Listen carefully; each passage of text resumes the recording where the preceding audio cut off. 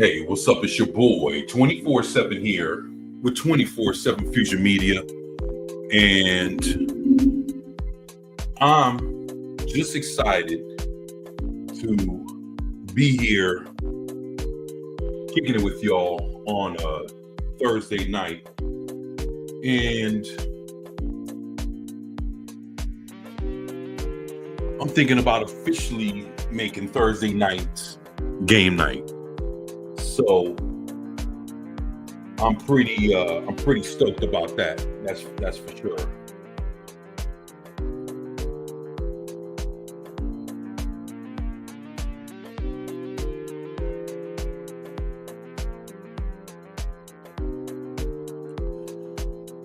Yeah, so right now I'm trying to figure out basically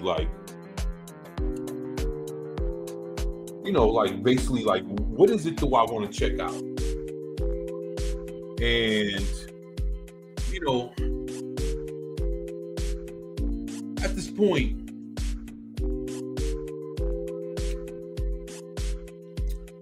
there's a few things I can probably run with real quick.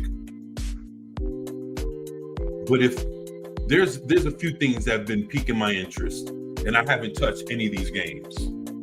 I know my son came and he played RoboCop. Let me see. Other than that, yeah, I haven't played any of these games.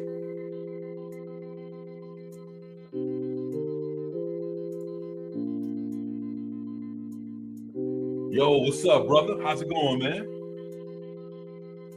Yo, I fucking miss you guys, man. Hopefully you guys are doing good, man. Definitely got to catch up, bro. Man, I fucking miss kicking it with y'all, man, and everything, man. I fucking miss y'all, man. But man, Pop Culture Minefield, it's definitely in the house, man. Should love you guys, man. For real, man.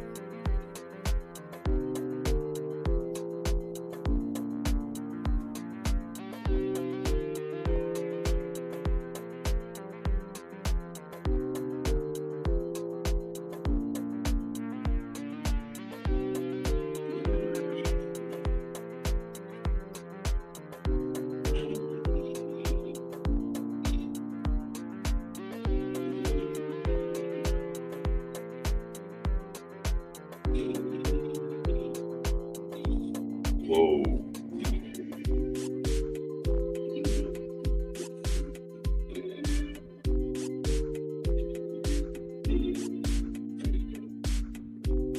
What's up, man?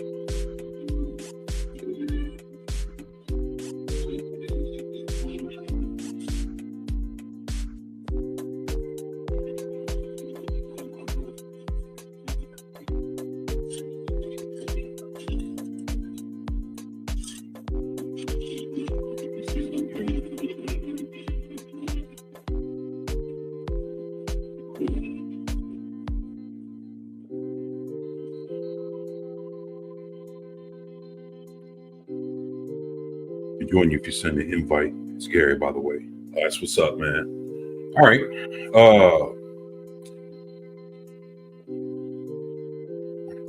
Let me do this here.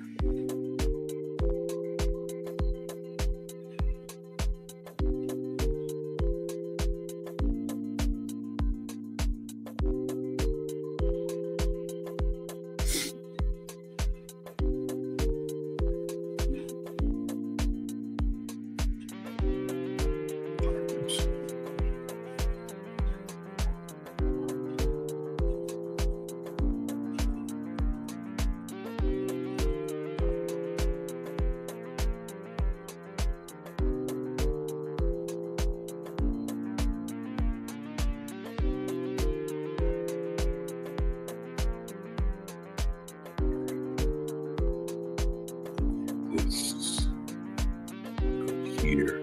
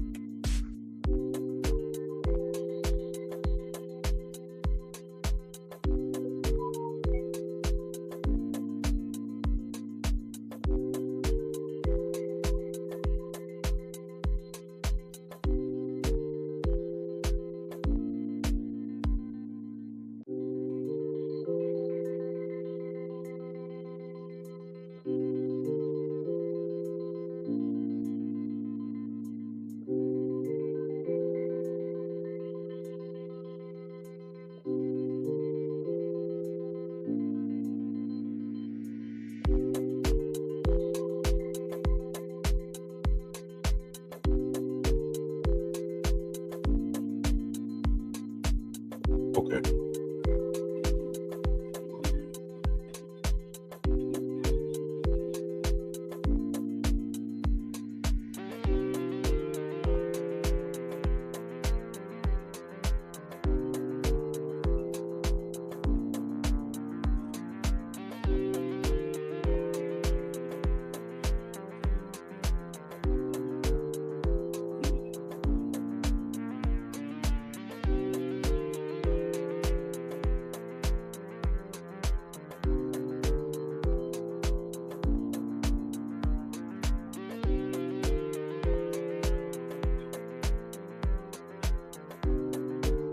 Here we go, man. All right. And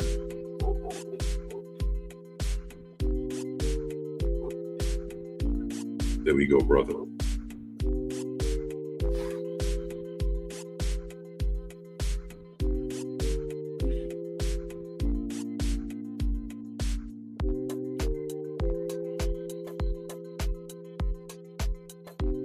All right, there you go, brother. I just sent you the link.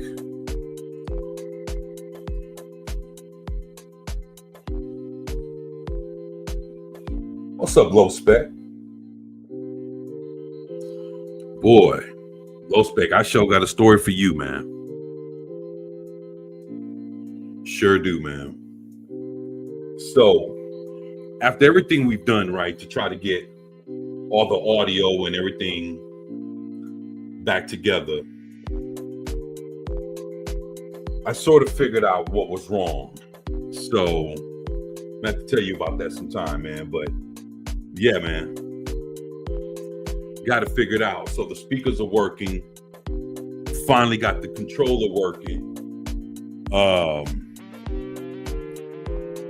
Mic's working, headphones working. So basically everything's back on par, man, the way it's supposed to be, man. So, but I appreciate you, man. I couldn't have done it without you, man. So, you know, for real, man, thank you for your help, man.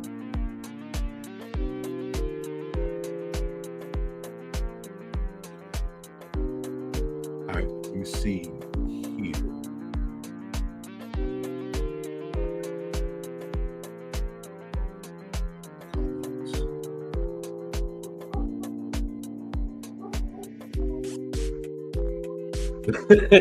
Did it involve a sacrifice of a goat and 2 chickens? Nah, it didn't, bro. It didn't, man. Nah, actually, I started playing around where all the wires went. And see, the thing is, on the back, all the USBs are placed, but they're color coordinated. So there's like a strip of USBs that are blue, some are red. You know, they're all different colors. And I started thinking like, okay, what happens if I take this particular USB and put it down here? Will this thing still work? And I started fucking basically swapping out all the USBs for the mic, just for everything else to see what would work. And basically, I started realizing that some USBs work in some ports and others didn't. But then others that worked in other ports didn't work.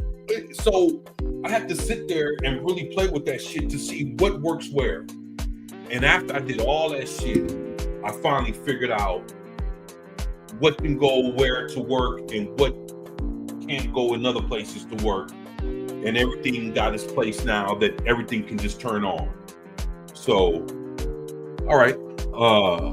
But yeah, that's.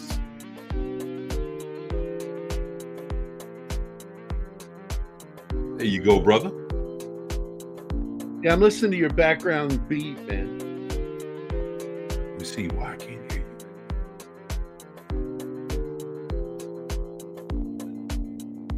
All right. I can't hear you, bro. That's odd. Can the audience hear me? Ooh, I hear an echo.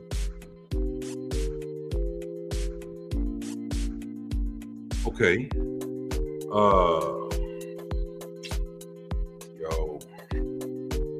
probably something that I need to. I don't know how to figure this out though, man. With Look up, see if you're I hear muted. you, no echo. What's up, Sean? How's it going, brother? Yup, we can hear Gary, but no What's echo up, Low here. Spec? How you doing, buddy? Okay, cool. Let me do this.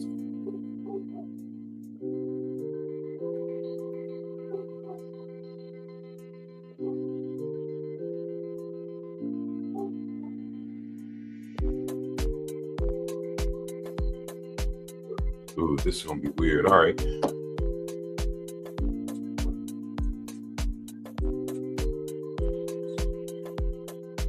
So, oh, that's you. As you pumping some music, man.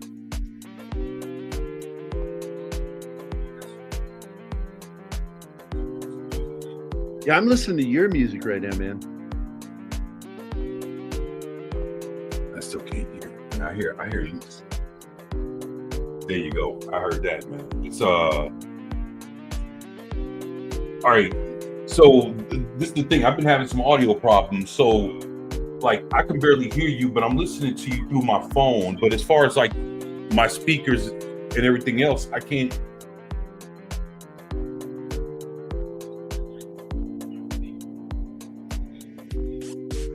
Right. So how do I get to hear you through here though?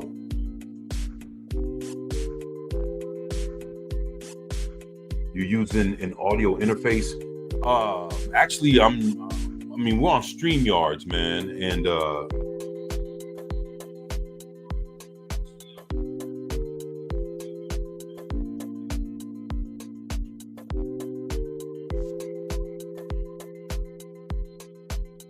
right.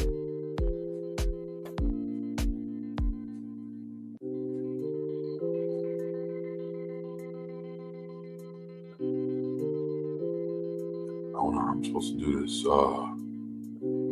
I guess there's more that I got to figure out, man. I guess.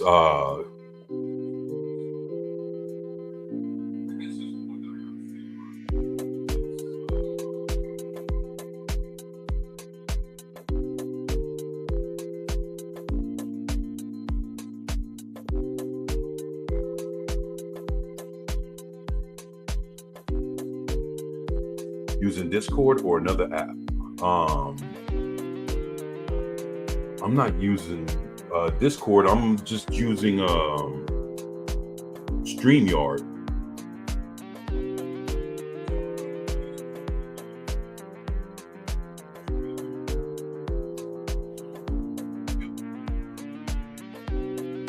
Damn.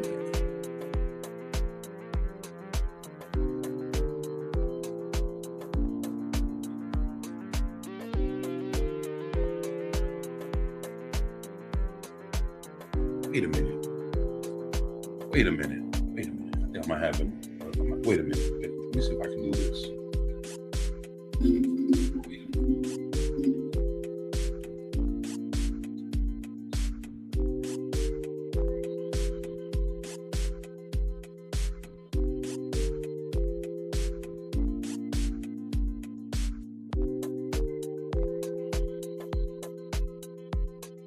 All right.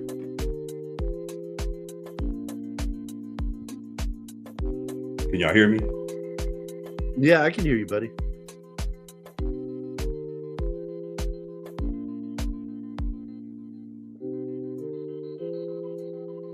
All right. So basically, I got a way that I could hear you, but this thing is going to have like maybe a few, like maybe a 3 or 4 second delay.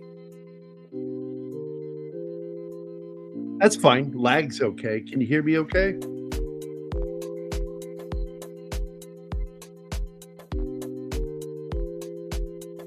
Yeah, I can hear you good, man.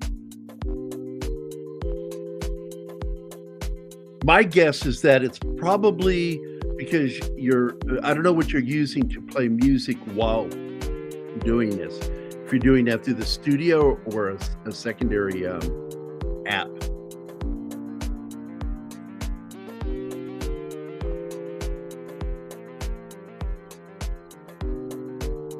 Well, I'm running everything through StreamYard, so I'm just now trying to figure out how to use a computer, trying to gain a screen share, and this is the farthest I've been. I mean, this is the farthest I've gotten with any of this.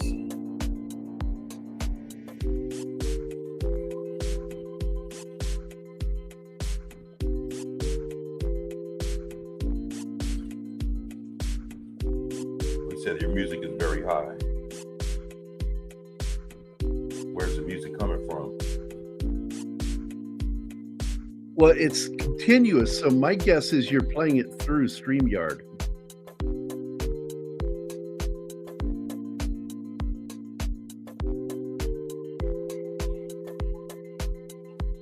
Oh, wait a minute. That's me?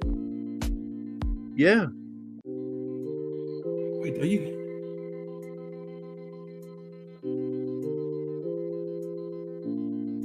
What the fuck?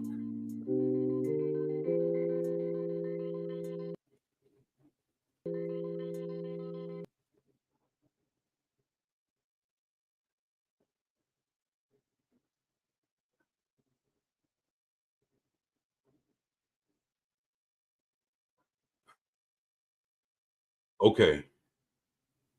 All right. We finally got this shit straight.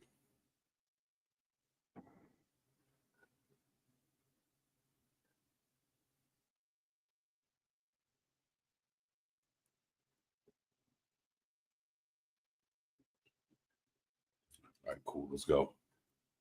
Let's go. So, what's going on with you, though, brother? How you been, man? Pretty good, dude. Just been doing shows and, of course, doing my graphic novel, which is what I'm working on right now. And you can see it because I'm using that as my camera.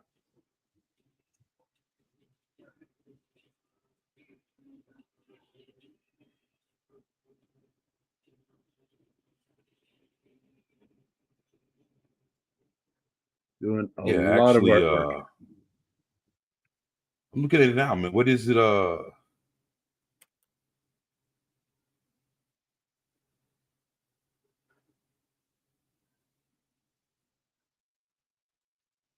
What's the name of it? Vindicated Ink. It's one I've been working on for a while.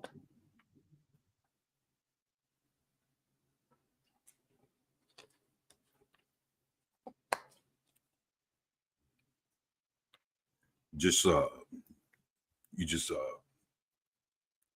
you writing it, doing the art and everything. Yeah.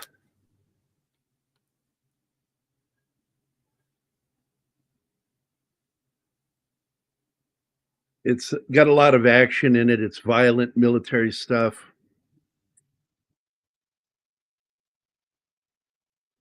And he's a vigilante. It's basically my take on how you would have a Punisher or Batman in the real world, and there would need to be a tier 1 operator. And so I wrote this Right. about a 180-page graphic novel, just the first book. It's a huge book. I go into a lot of detail. I have cops work, one of the main characters is a cop explaining how the police working with the FBI would try to find out who this guy is and how he would stop them. Cool artwork. This is one of Graham Nolan's favorite pieces that I drew. Right here. I don't know if you can see that very well.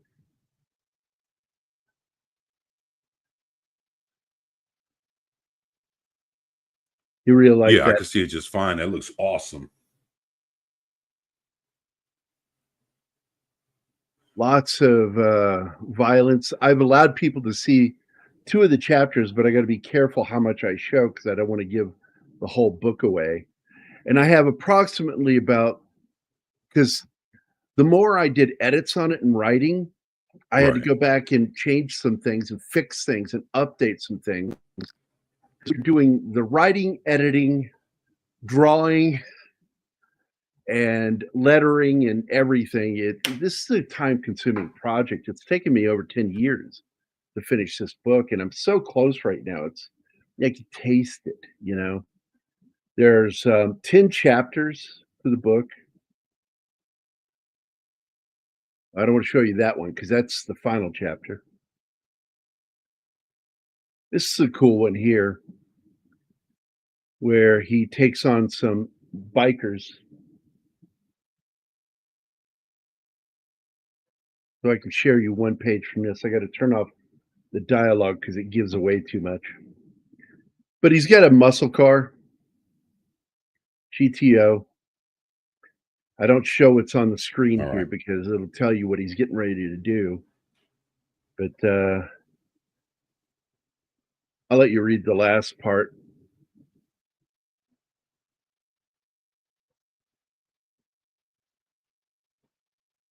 This is a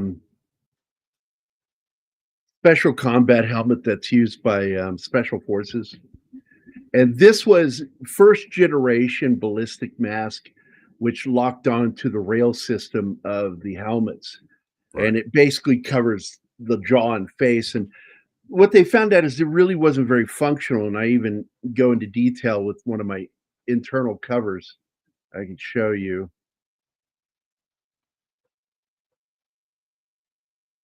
Where's it at? Yeah, here we go.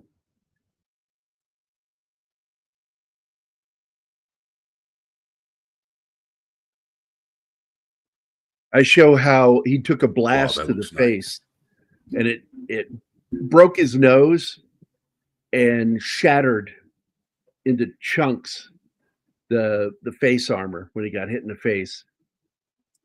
And he had on ballistic croquis too, the glasses. They're gone. He had to take them off.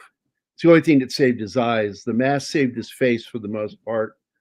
And you can also see he got hit in the head up here with a probably a 223. You know, same thing as an M16, M4, not a larger caliber. But I go into a lot of detail in here, the equipment that he uses, how he does what he does.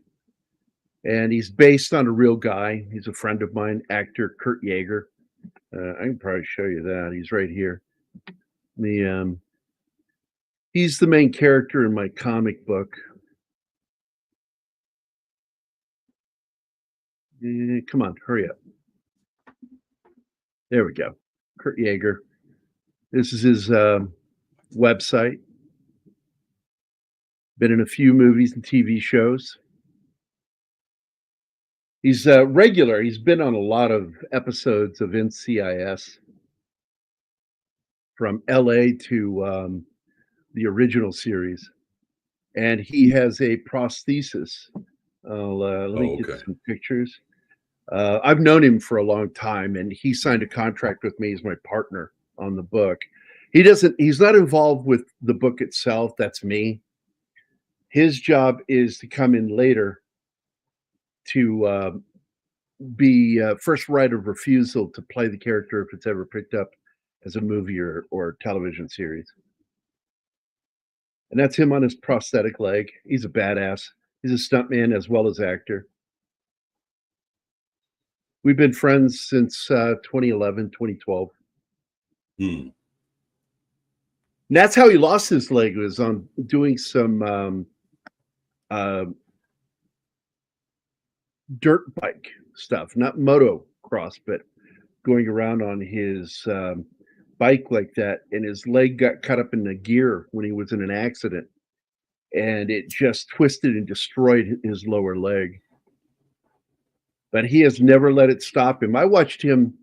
We were fucking around before going on a TV show for an interview, and we were all a little drunk, and we're in the room, not the green room, but the room right before you go out into the studio, right. And where the makeup and hairdresser people are, and they stepped out for a moment. It's just us in the room, and he wanted to show my cop buddy and me how powerful his new leg is, and he kicked one of the sections of wall right next to the makeup table, and it took a big chunk out of the wall.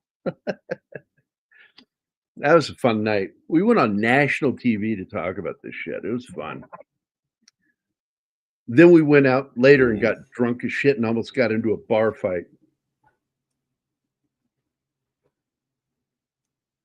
You know, just fun guy. I love Kurt. Good dude. He was in Sons of Anarchy, which is where a lot of people know him from. God, all the shows he's been on. There it is, Sons of Anarchy. NCIS. He was in all three of the NCIS. You know, I own the whole collection, and yeah, and I still need to see that.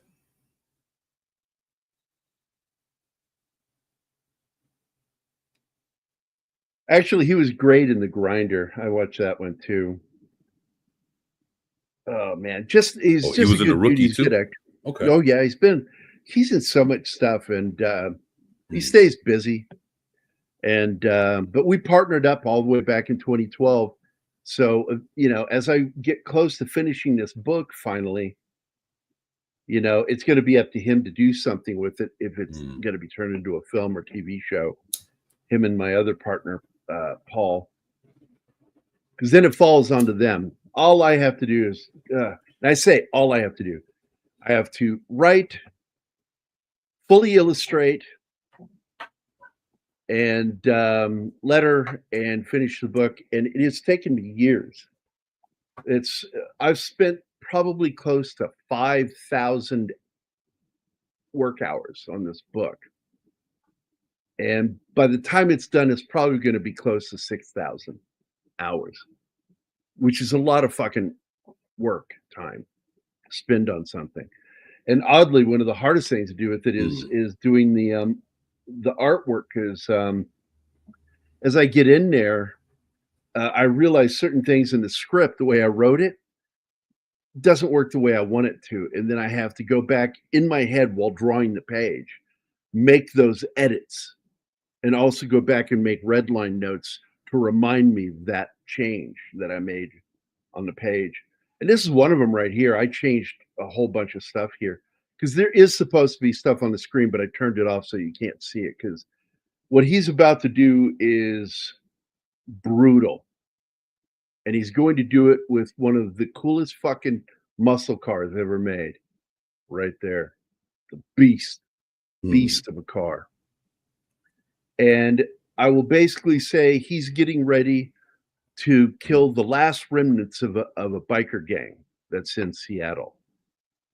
He's already wiped almost all of them out. He's killed the mercs that they hired, and he's trying to destroy and find his way to who is funding all of this, because that's who his primary target needs to be.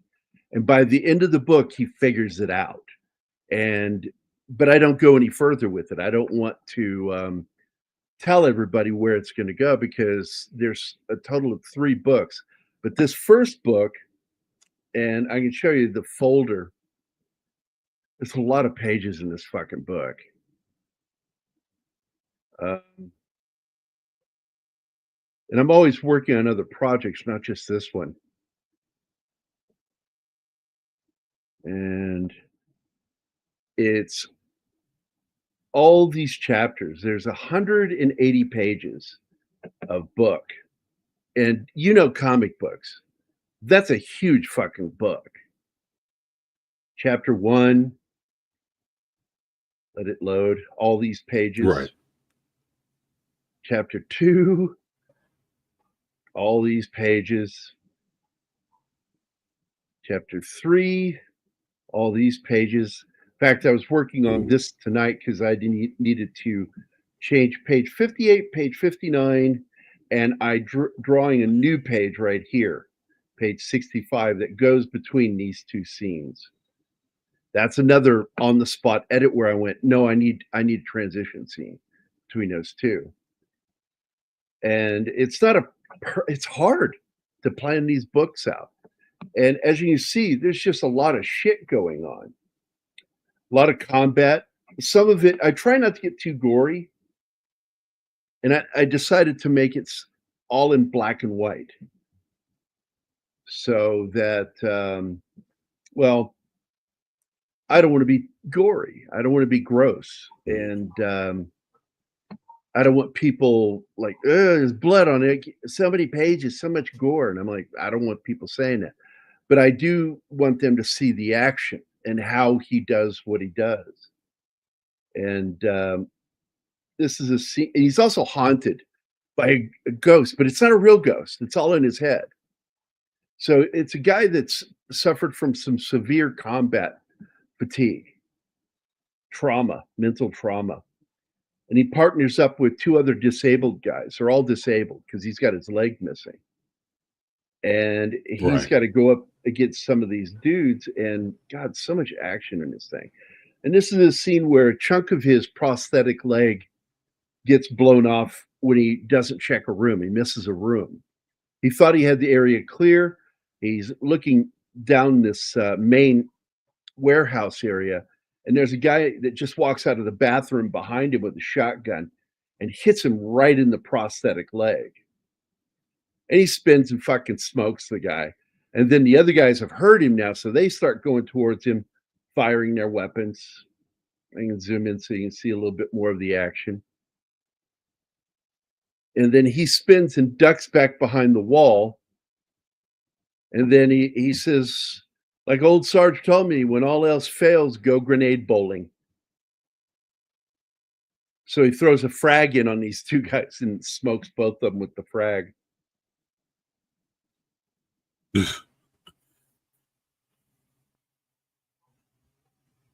Lot of, I mean, God, and 10 chapters. So let me ask you a question. I was wondering, like, how do you get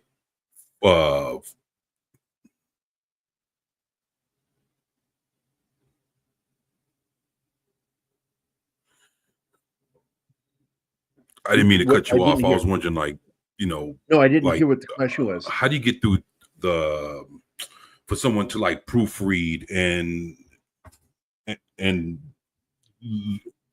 look through your book to make sure that they look through any kind of Oh yeah, errors as far I've as got like someone who's I and got things like someone that. whose job it is to do that. There, when everything is done, I turn it over to them, and they're going to go through and proof everything to make sure that all my spelling and my punctuation is correct, that words aren't missing, things like that. In this one, as you can see, I actually blurred out the words so you can't actually read the dialogue in this because I just wanted people to see how I plan out an action scene where this guy spins around on him Hmm. and he smacks the weapon out of his hand. The guy tries to grab his rifle and he turns the rifle into his neck, grabbing the back of his head and using the weapon. He, because this is an actual move you're taught to do in if you find yourself in hand-to-hand combat, even with your weapon, how to use your weapon as leverage against them. And then he throws him to the ground and then does a coup de grace on him there by firing one shot. Then the other guys are like, "Hey, what's going on?" Because it all took a split second for him to do it. And he just comes around Wow. the corner and smokes the other guys. And I've got buddies of mine that are special forces as well as Army Rangers and Marines that have looked at this going, "Shit, man, your action is good. This is straight up combat, urban combat in an urban setting of Seattle, Washington." And it's inspired by the true story that took place in 1989 when US Army Rangers took on, um, I don't want to say the name of the gang, but a very famous gang up in Seattle. I will just say that their colors were red. Yeah, I know the story. Yeah, and that inspired the shit out of me, and I'm like, if I were gonna do The Punisher. Now this one, I have this page, and there's comedy in my book too. This scene shows that, uh, my buddy Shane Moore is a retired police detective, US Navy veteran. He was, wounded in when he was a cop, and, he was medically retired. Big, beefy dude, he looks like the Incredible Hulk. He's American Indian, and so he walks around with a mohawk. And so I made him my main character, Frank Tedesco, who's half Chippewa or Ojibwe. It's the same tribe, and he's got to see his captain. He's waiting for his captain to come in.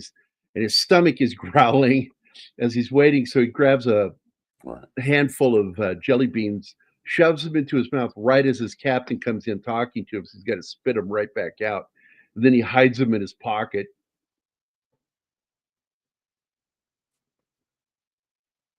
And then he finds out what he needs to do to create his task force, which will get the help of the FBI to help him hunt down this vigilante. And he's trying.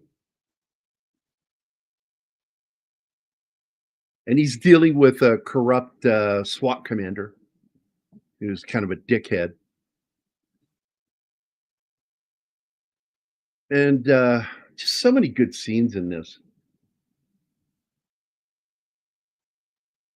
Chapter 6 leads to him thinking he's caught the guy.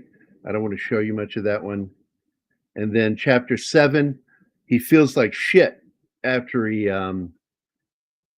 this is another scene where he smokes a bunch of guys. Can you see what's going on over here on the right? These are the pages, and you'll see where I have red dialogue because Say, I know my boy Banana Sean. Yeah, I can see it. But Good yeah, night, Banana. he was leaving, but he wanted to tell you that you had great work, man, and good luck on your project. Thank you very much, man. Trying to figure out what's the best one to show you. I think this is a really good one to show you. Couple of really good panels in this book. I'll pull them up here. He goes into this building right next to the warehouse, and there are bad guys in there, and he smokes one right when he comes in. Let me see if I got that page here. Where's it at? That one. Here we go. So he goes into the building, and he's using his night vision, as you can see in the artwork here. And I am very detail oriented when it comes to the gear. And the guy walks out there. He can't see him. It's in the dark. And he walks out to take a smoke because they're not supposed to smoke in the break room. And instead of getting a smoke, he gets smoked by this guy. 3-shot burst. They hear it, and they see the blood spray on the wall. So they get up and they're like, Wow. Weapons ready. Let's go. What's going on here? What's happening here? And then you see his narration because he's talking to us. He's breaking the fourth wall, talking to us. He says, sometimes there's no safe way to go through a door. There's nothing but death waiting on the other side. I could try to flashbang or even frag him. The cheap walls won't protect me from the frag shrapnel. And there's not a real point with flashbang when the bad guys are already waiting for you to come through the door. So in my experience, sometimes the best thing to do is to make your own door. And so he does what we call in military, make a mouse hole, where he blows, uses a shape charge and blows a hole through the wall. And he just comes walking through the wall, shooting these guys, just smoking them right there. And then the line, it's funny. He says, no one ever expects you to come through the wall like the Kool-Aid guy. Oh, no. Oh, yeah. So then he's walking down the hallway, and he's getting intel from the guy talking to him in his earpiece, telling him where to go. Oh, like the Kool-Aid man. Okay, I got you. Yeah. So as he's going up the stairwell, he's told to go out a window, out onto the roof. And then he goes through a giant, I forget what they're called, the windows on roofs. I just forgot the name of them. I'm so tired right now. I've been drawing all day. Anyway, he fast ropes down on top of these mercs and just smokes him. You see him grabbing this guy, and this guy accidentally shoots this guy in the crotch. and he's kicking this dude in the face, and he's shooting this guy in the fucking head. There's Wow. a lot going on here in this scene.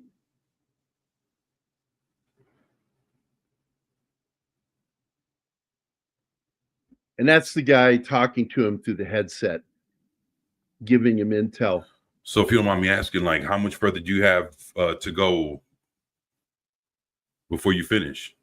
My goal is to be done by the end of this month. I wanted to be done by the first this month, but as I said, as I'm going, I'm ended up adding pages. And so I've got even more art to draw. So it's going to probably take me, uh, I need to be done by no later than July 15th to feel good about what I'm doing. I need to be done by July 15th. It's going to be a huge book. I mean, it's 180 pages. Your average graphic novel is anywhere between 48 and 104. And the last two graphic novels I did were 124 and 118.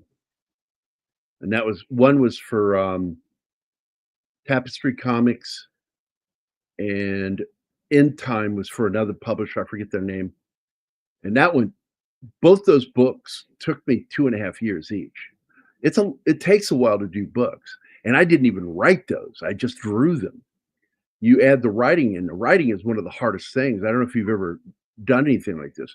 Writing a graphic novel and doing all your research. Hey, Pat's here. Yeah, fuck you, Pat. You know it's me. I love you, buddy.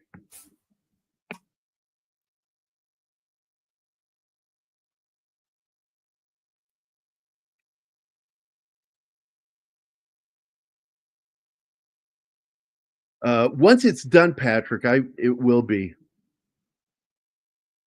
No, a movie script should be 100 to 120. Uh, if this were done as a script, it would be about 120 pages.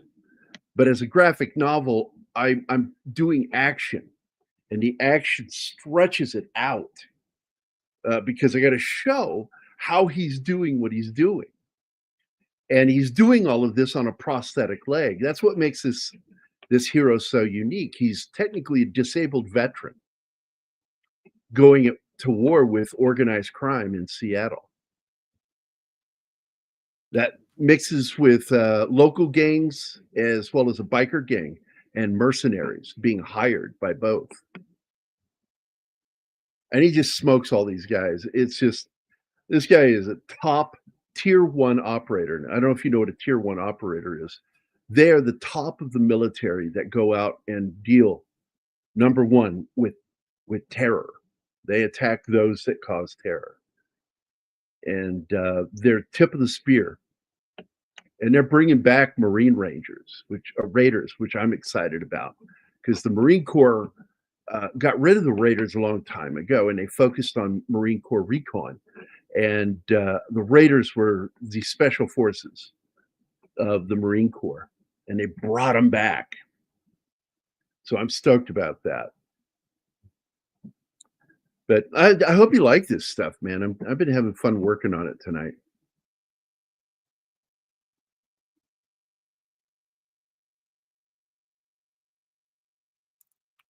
Man, it looks great. Hey, I love you too, Pat. You're a good man. You need to stay in touch with me more. Dude, you got, I mean, he's got my fucking phone number, and I just never hear from him. And I'm always worried about him, wondering how he's doing. I was doing the same thing with you, 24. Keith and I, Martin, we talk about you all the time. Like, I hope he's doing well, man. That's why I was shocked when I saw you go live tonight.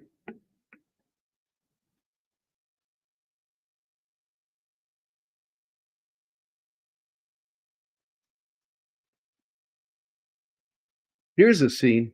Well, I mean, uh,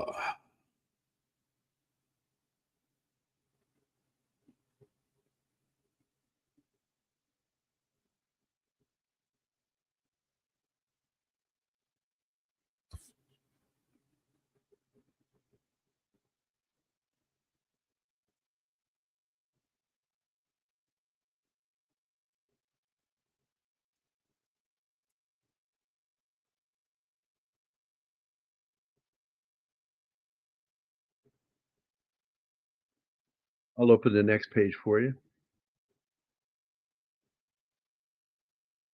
This is what I'm still working on. I'll open all these pages. There's a lot of action going on here.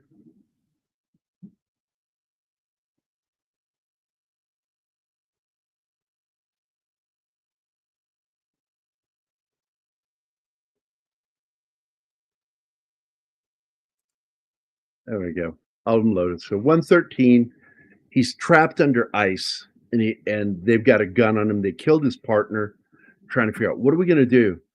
And then he figures out he's going to turn his oxygen tank, air tank, into a torpedo by planting it inside the root system of this tree. And he turns the regulator all the way into the last thread. And then he takes his combat knife and breaks the last thread, and it shoots up through the ice like a torpedo, as you can see here in the pencils. They're turning to see it, it's like, oh shit, he's not coming up through the hole. So then this is finished drawing. I finished drawing this one. Great. The panel by panel, you see him running up the hill away So from the whole thing's black and white? Yeah, no color, except for the covers. The covers will be in color. And so they're chasing him. They actually yell in German right here. Oh, that's awesome. He dives through the door. You see the bullets hitting the door as he's going through it. He lands against his bunk, reaches under the bunk as the guy's coming up through the door. He comes through blasting, and then he gets blown right back out with a shotgun, 12 gauge. It's a Russian shotgun, combat shotgun.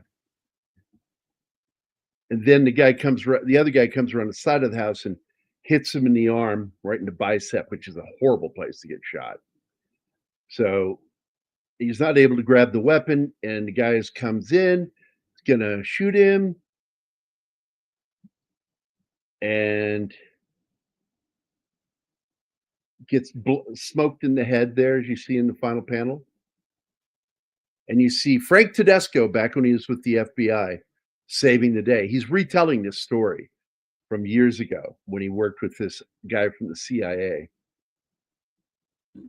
And that's them leaving. And he says, this is a story for another time. But you get to know a little bit about Frank Tedesco's past, and that he's quite good at what he does.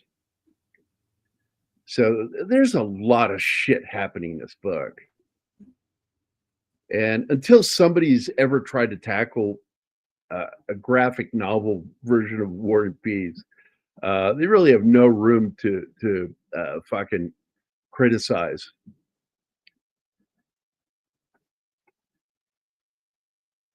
This is a huge, look at all those pages, man. And like I said, you get to the last chapter of this book, so much going on. Chapter 9, he has to meet with this black reporter. And also you get the subterfuge here where you find out what's really going on and who's pulling the strings in this situation, because he thinks one thing's going on. And then on top of that, right here in this panel, his ghost is talking to him. That's the ghost of the kid. And then suddenly the kid turns into his dead wife. And it's all in his head. And basically the ghost is telling him, would you listen to me better, your subconscious, if I was your wife? And it gets kind of angry. It's like, stop getting in my head. He's getting in his own head is the problem. And then, so he meets this reporter in this page here in Seattle, down in one of the really rough districts. And he's up there in this apartment talking to him. And the guy thinks he's going to get an interview. He goes, no, I'm here to read or give you my preamble to what I'm doing. And he goes, well, what are you doing? You're killing people. And he says, well, I don't have time to worry about it. And this is actually, I'm almost done drawing this page. I got to finish these last two panels and this page is done. As the reporter angrily starts to walk out, he almost gets mugged. And fucking vindicated, kills the guys that were gonna mug him. And he gets angry about that because he's a lefty, typical left thinking reporter.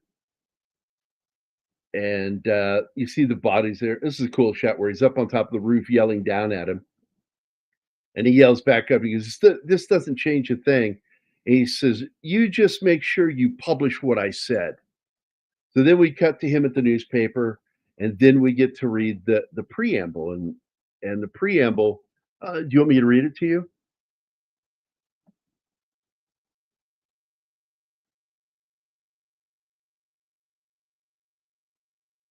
Yeah, sure. All right. Seattle Vigilante speaks. To whom it may concern, I know there has been much speculation as to my motives, my intent. First off, I'm not interested in Billy Bob, the corner pot dealer, nor am I interested in being some kind of street vigilante riding around like Bernie Getz, just waiting for someone to commit a crime. Crime like that is petty and random. And no matter how much you fight it, it will keep coming back again and again. You end up like Sisyphus with his boulder, spending all your effort and resources fighting to just break even. And in the end, you have nothing to show for your efforts. No, I must go further than that. Like a surgeon, I will find a single vein and work my way in deeper and deeper inside of crime in this city until I find the heart and then cut it out. I'm not talking about arresting these people. I'm not the police. I'm a soldier. I'm trained for war. So it is war I will wage. I'm talking about real war. People are going to fucking die. Most sincerely, the Seattle Vigilante.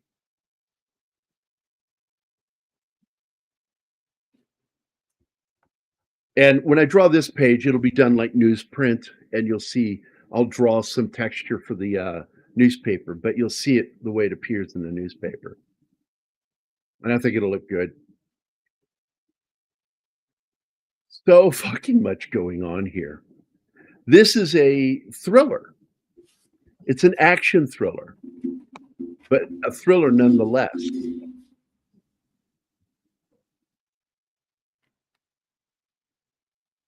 And this thing is, like I said, it's taken me years to do this book.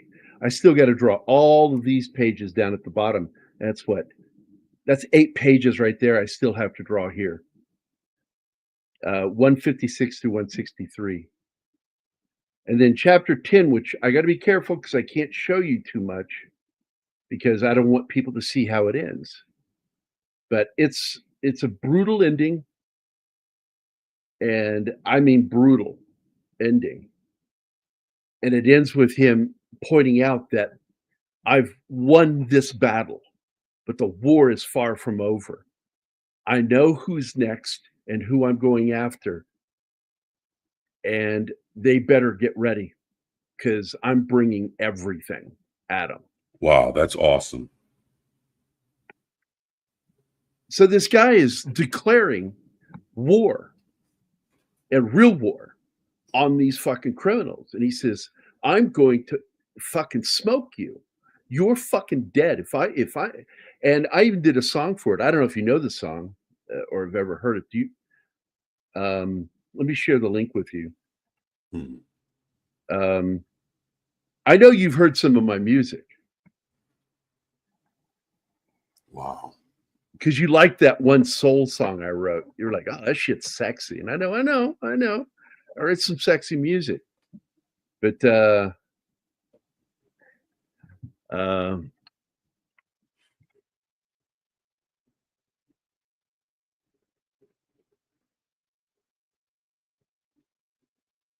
let's see if I can find it just by a search. Yep, here it is. Let me get you the link because I don't know if you can hear on my screen because I do. I think I have it muted. But this is the theme to my graphic novel. And I intend to give out a CD with the book so you can actually listen to the music for the book. So I just gave it to you in the private chat. And I don't know if I can share it to the public, but here's the link to the song. Let's see if it'll let me share it. Will it? Yeah, it says I shared it in the public chat.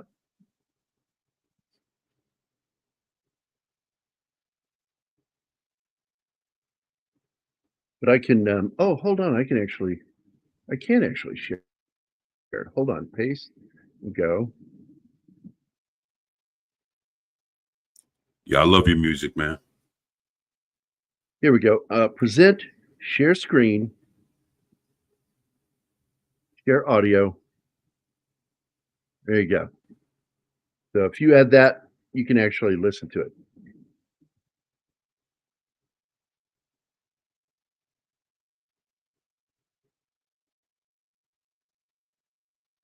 Yeah, we got a real delay. Do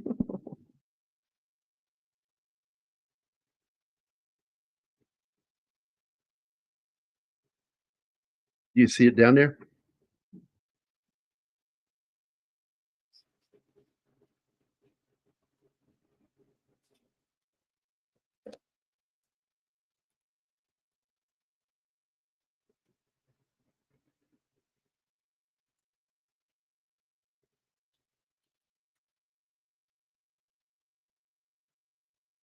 Are you seeing it down below in the studio?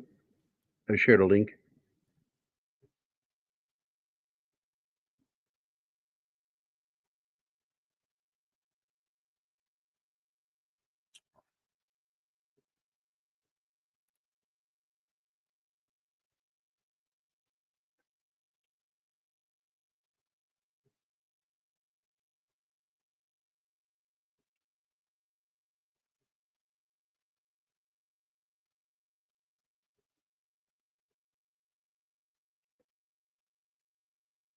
Can you see it?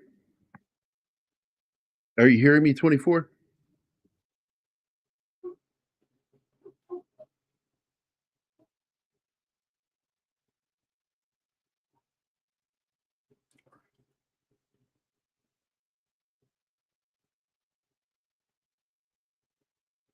I'm not sure. Are you hearing me?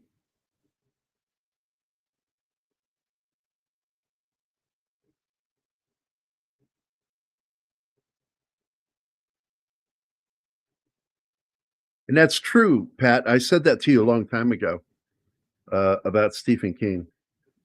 Ring Raiders disbanded in 1950. Force Recounts started a year later. Yeah. Well, I know my history, Pat. You know that. I wouldn't be working for Dale Dye if I didn't know my military history because that guy tests me all the time. I mean, and they're like family, so I talk to him like all the time. Low spec Linux, hey bud, you're still here. Yeah, I don't think he can hear me. Could somebody tell him to share the link down below that I shared? I don't know what's going on with his audio tonight. He is not hearing me.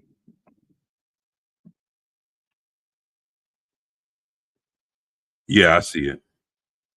Thank you. Yeah, I can. I hear you. Okay. The delay is terrible. God damn, I love your voice. Can you hear it? No, you got to add it to the screen. It's not added. You got to mouse over it down in the studio and click add to screen.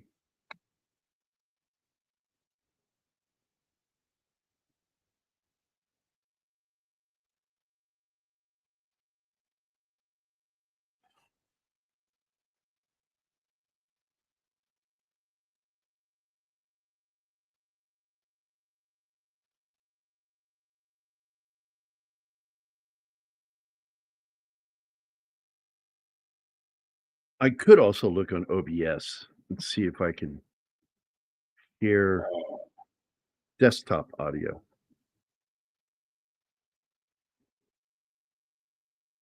All right. Hey, low spec Linux, Pat, can you hear this when I play it?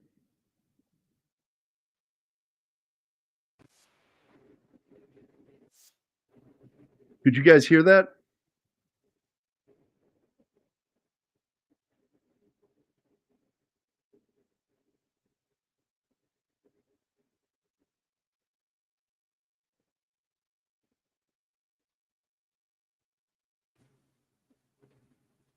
Is 24 frozen? Oh no, he's still there.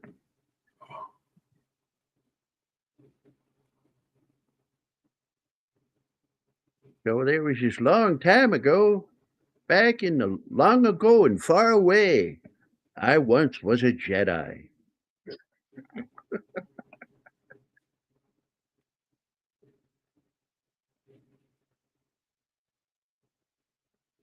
What I need to do is work with you 24/7 and show you how to do some of this stuff, so you'll have a better, easier time of doing things. Because you got, I Yo, know you got I don't think I know how to. I can't figure out how to do that. Yep. If I play, can you hear the music?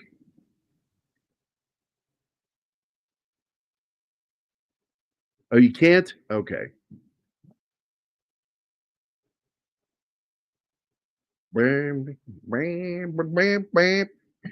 It's a good song.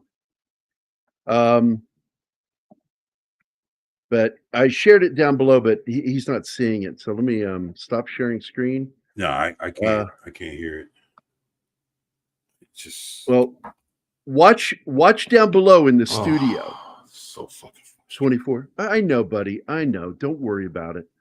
If you look down below, watch. There will be a new window that will pop up. That is me sharing my computer screen with you. And here it comes with audio. I click share. And there, it popped up down below all by itself. There's like you have two Garys listed below. Can't figure it out, dude. And all you got to do is with your mouse, click on that second window, and it'll pull it up just like you pulled me up onto the screen. You add me.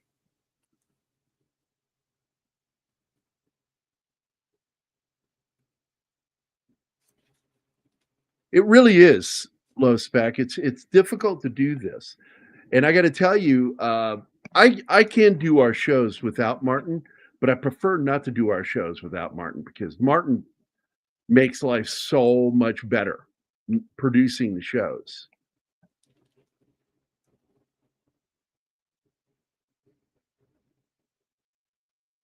But no biggie, man. Let's see.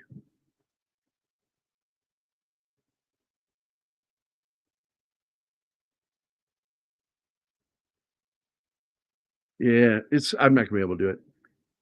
Oh well. But you guys can go listen to it over on YouTube. It was I wanted to write something that was reminiscent of a James Bond theme. That was hardcore, hard rock. But there is another song too. Let me see if I can find it because I wrote two songs for Vindicated. Let's see if I can find the other one for you. Come on. Come on. Come on. Finish loading. Load, load, load, load, load.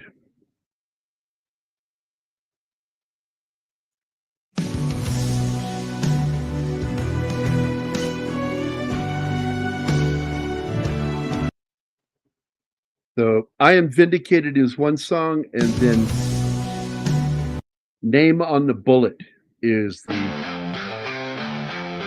second rock song I wrote. It's a mixture of rock and R&B. So let me get back to the StreamYard clip. Oh, you fucking added it. It's on screen, guys. All right, here you go. This is the second song for Vindicated.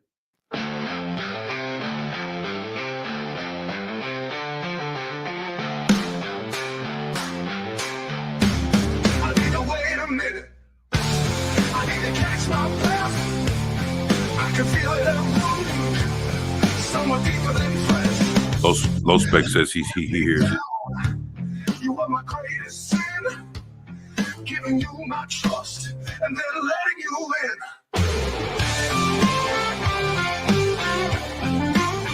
It's a shot that counts, and there's nothing more. You know you earned it when I come through that door. Throw up your hands, this is the end of the line. Shows your weapons, there ain't no better time. Stop your thinking, I told you twice, there ain't no bargain You know the price, you know what brought me. You know all of your crimes. There ain't no running from the bullet this time. I got your name on a bullet. I got your name on a bullet this time. You got one last chance, just one more night. You thought I let it go, but the shit don't slide. You won't know it's coming, I'm just a shadow. You won't hear the shot until you feel your bones shatter. It's a shot that counts, and there's nothing more.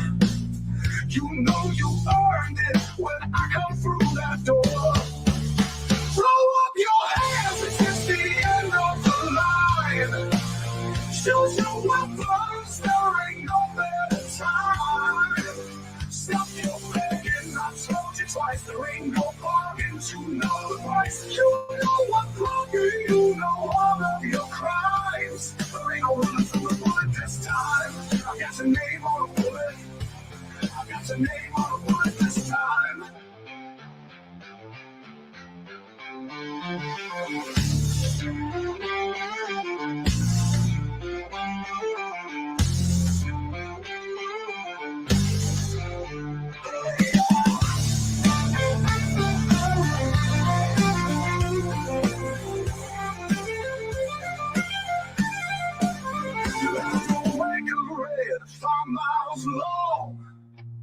You've hurt so many people, I can't let you go on. Ain't spending my days always looking behind. Not one more chance, I'm gonna end your life. You made a mistake to start a war with me.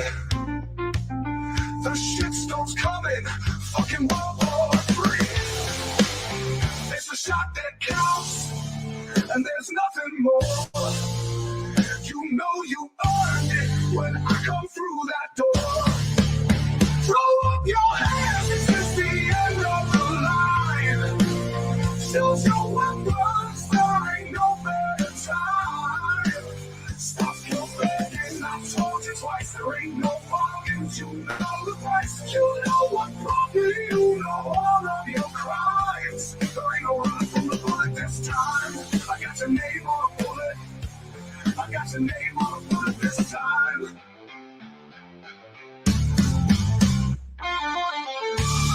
Got your name on a bullet. Got your name on a bullet. Got your name on a bullet. Got your name on a bullet. I got your name on a bullet this time.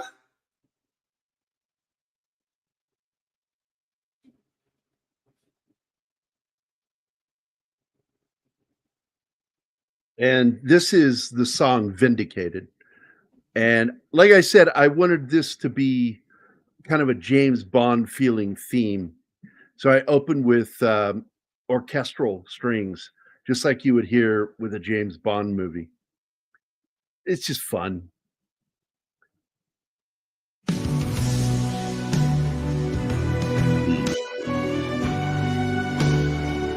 Yeah, I like that, man.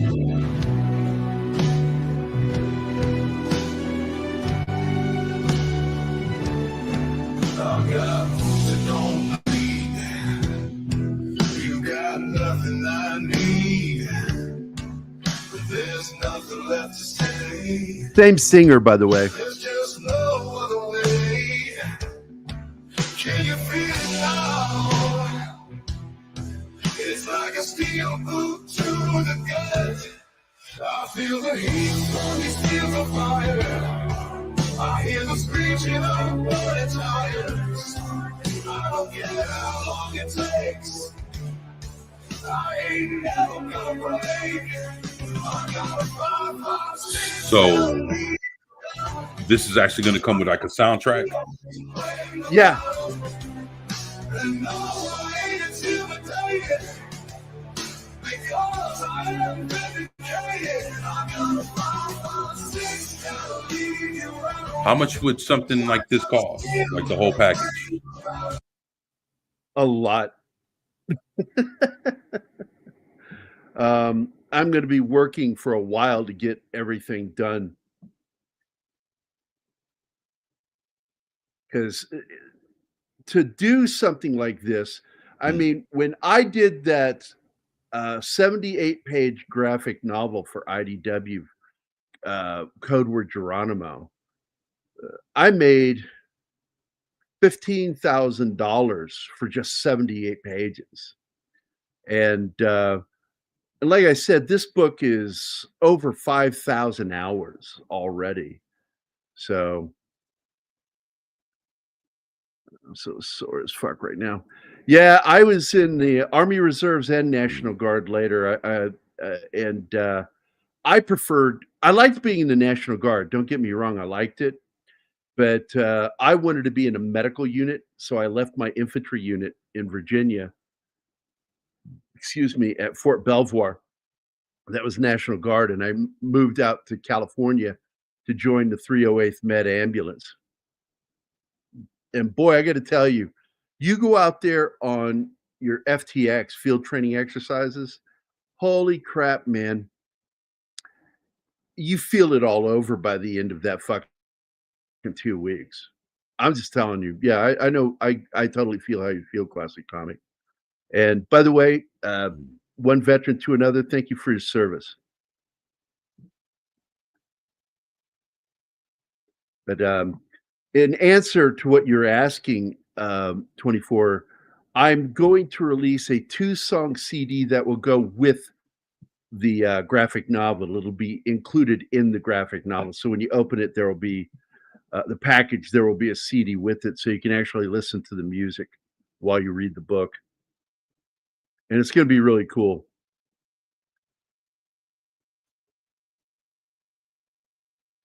Oh, you bet, Classic Comics. God bless you, brother. So what about for the people that don't have a CD player? If you lick the CD, you can still hear the music.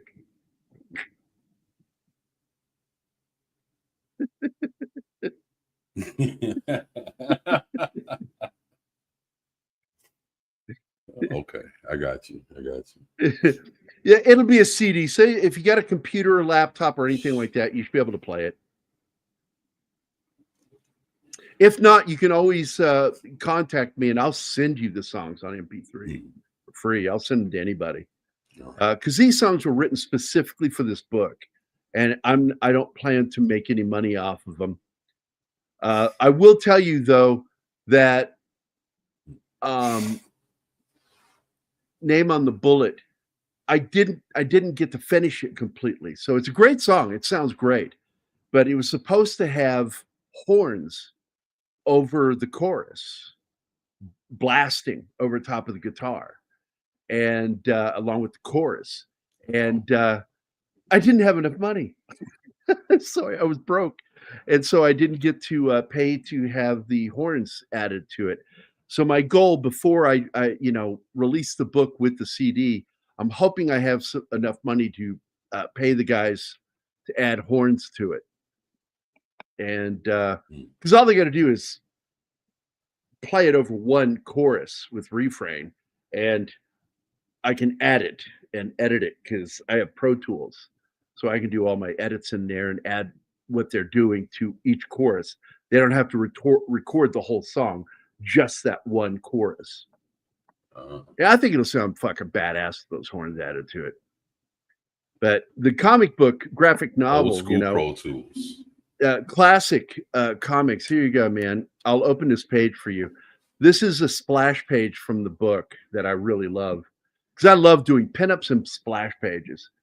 And this was a nod to my buddy Graham Nolan because he did a splash page of the Phantom standing on top of a Middle Eastern building, and I wanted to kind of echo what he created in that shot. And this scene is so fucking dark because he's holding a motorcycle gang member hostage in this warehouse. And while he's doing this, is this chapter? Which chapter is it? No, it's not that chapter. It's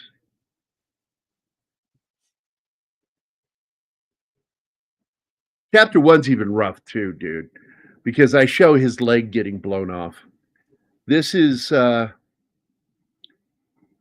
scene where he loses his leg right here, all up in that.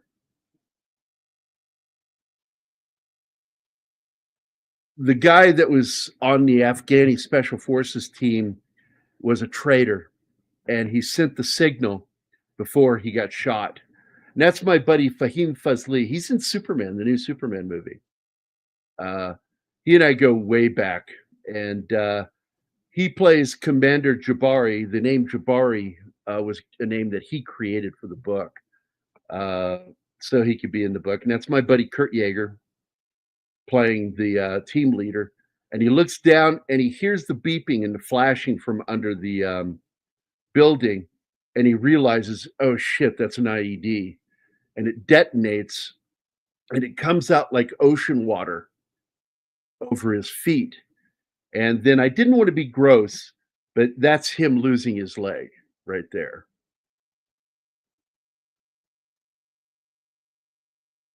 And it's a rough scene, followed by an even rougher scene, because he gets loaded into the helicopter. Let me see if I can get to that. Yeah, here. Is this it? No, that's the next page. Fucking thing. There we go. This is him being loaded into the helicopter. And he looks over with all that blood on his face, and he's wrapped up from the shrapnel. And he looks over and he sees them loading his leg next to him.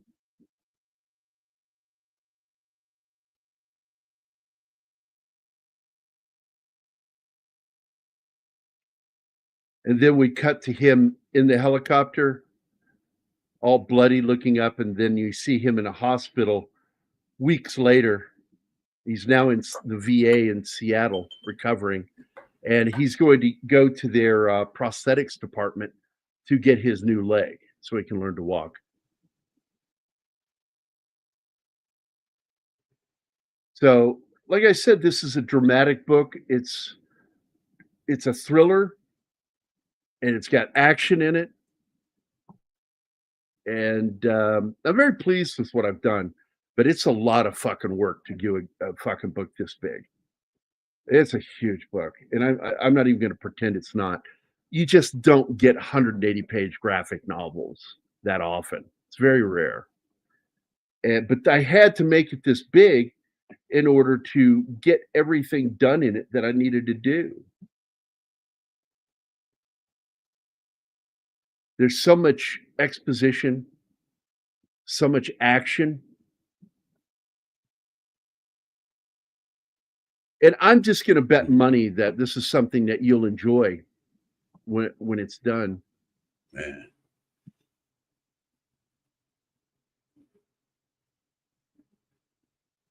And it looks great. I'm excited. I mean, how much is something like that gonna like? How much would it cost for somebody to purchase something like that? Well, for those who already backed the project from 10 years ago and with Fund My Comics a year ago, they're getting the book for free, either as an electronic copy or a printed copy. But when it comes down to it, my goal was originally to keep it under 120 pages. But I couldn't. It's just there's too much going on in this story. So I'm not totally sure yet how much it's going to cost, because I got to get a hold of IDW. They're not going to print this, but I'm friends with the people at IDW, and I got to find out who their new printer is, because the one they were using previously, they closed, and it was Korean operated, so it's gone. The COVID outbreak shut them down. So I got to find a printer for this. And but I like this shot where these guys go out to their bikes and they're getting ready. We're going to go fuck him up. We're going to go kill this vigilante. They have no idea how fucked they are. He is going to remove them from the planet and separate them from their heads. That's all I'm going to say about that. It's got a lot of violence in it. But like I said, I think because it is so violent, by keeping it in black and white, I keep it from being too gratuitous. Because if I put that in color, all that blood that's going to be in this book and some of the gore would be gratuitous. And I think that people would have trouble with it. But I think anybody could pick this book up because it is in black and white and read the book and not be horrified by some of the shit that's happening and what he's doing to other people. Because he tortures the guy too, by the way. He throws a knife into his subclavian artery in order to get information where these two young girls are. Because in the end, what he finds out, I'll give you this one little subplot, that it's almost by accident he gets pulled into this biker gang's use of sex trafficking, which includes women and children. And once he discovers that, he's going to kill these people, all of them. Anybody involved, he's going to wipe them off the planet. And he's going to try to save as many children and women as he can that have been taken by this gang. And he's got to find out where they're shipping him, and see if there's anything he can do about it, which is how the book escalates. Because there are 3 books. It's a trilogy. The first book builds up to the first war, the first battle that he has to deal with. But he realizes at the end of this battle that there is a much bigger war that he has to wage against these guys. And he can't do it alone. So he's got to find other people that he's worked with in the past to join him in taking down these sex traffickers who also make a lot of their money from the Middle East and South America in drugs. It's all connected. So he's, and that's where the story really goes sideways, because you find out that he has been set up by a member of the NSA, but not in a bad way. You think it's bad. I'm leading you to think it's bad, but in the end, he gets pulled into working for the NSA and going out, and they're doing something similar to what Mission Impossible is, if Mission Impossible were more violent, because their jobs is to go out and kill people and stop them. And if somebody tries to replace them, destroy it. Don't just cut its head off, destroy the body. So those guys can't be replaced. And they're going off the books. These guys are like Mission Impossible, which I've always loved Mission Impossible. These guys will take these missions, and if they get killed, they'll be disavowed, which means the government won't go, oh yeah, we sent them. They won't. You go, we don't know anything about that. If those guys, they're not sanctioned. We had nothing to do with that mission. And that's what's going to happen to these guys if they get killed. But I'll tell you, it's going to be hard to kill these guys because they're so fucking good at what they do. And I'm inspired by a lot of the guys I've served with and met from the military, because working for Dale Dye, he's the guy behind Saving Private Ryan, Band of Brothers, The Pacific. He's my boss. And I've gotten to meet some amazing warriors out there, man. And they inspire me to want to do this. And even though I've gone through some difficult times, which you know what that's like, because I know you went through some tough times, 24. And it's hard to produce something when you're just trying to stay alive, trying to stay afloat, And if you got kids, you know what I'm talking about. It's even harder because all that expectation's on you. And what I've discovered is, it's taken me 10 years to get to this point where I'm almost done with this book. And there's some unforgiving people out there. They're like, took you too long, and got angry at me. And I'm like, I'm sorry, man. I'm sorry. But it takes a lot to do these things. And while you're also trying to stay alive, and I'm disabled now, I have trouble. I can't draw like I used to. In fact, this will be the last book I draw. I can still do pinups and shit as time goes by, but I've lost the feeling in these fingers here from doing this book. Just from sitting up too long working on this book, I now no longer can feel my index finger or my middle finger. and my ring finger and pinkies are gone. The only thing I feel in this hand is my thumb. These are all dead. I can still move them, but I can't feel anything, so I don't have control like I used to. And I shake. My hand shakes, so I got to use tools to help smooth my lines when I'm drawing. Because if I try to draw without the smoothing tool, my shit's all over the place. It's people don't understand. I've been doing comics for a long time. This is the hardest thing I've ever done in my life. This book. And I served in the military. This is the hardest thing I've ever done. And I want it to be good. And for people who are mad at me because it's taken me this long, I feel bad. I'm sorry and all that. But in the end, the book's going to be worth it. And I'm not like, what's his name that from Game of Thrones. I didn't stop drawing. I've never stopped working on this book. That guy I don't think he's ever going to finish his books. Me, this thing is always in my head. Always. I don't spend a moment in the day where I don't momentarily pause to think about something about Vindicated. And I'm engaged to get married, and she knows how important this book is to me. This is going to be the best thing I ever do. It will be the best thing I've ever made. And I've won a lot of awards for my books. This is going to be the best thing I ever do. In fact, I'm the first creator of a graphic novel that got a Military Writers Association award. The first. And to this date, only creator of a graphic novel to get that award. And that's for Code Word Geronimo, about SEAL Team 6 taking down bin Laden. So, if you read my stuff, it's going to be good. And it's going to be somewhat realistic for the most part. Especially the combat, the violence. I hope you enjoyed it, 24. I'm sorry it took up so much of your time, but I'm so excited to see you, man. Shit, I can't wait to read it.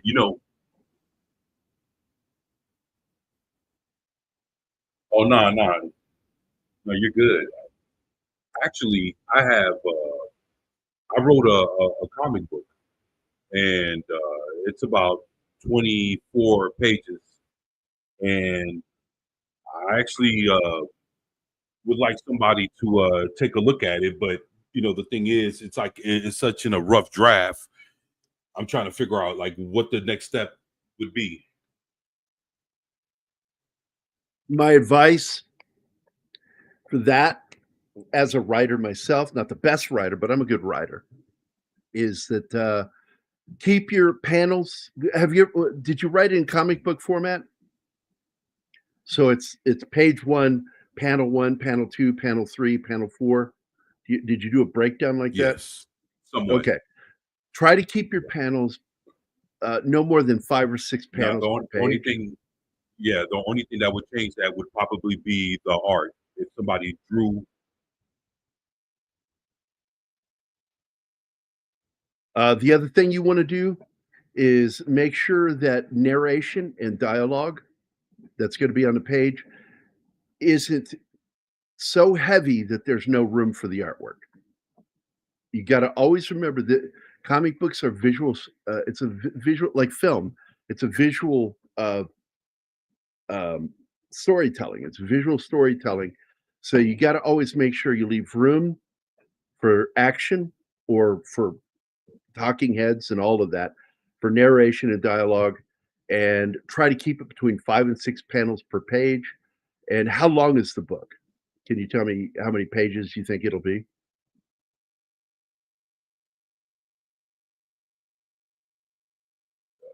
Yeah, it was like 24.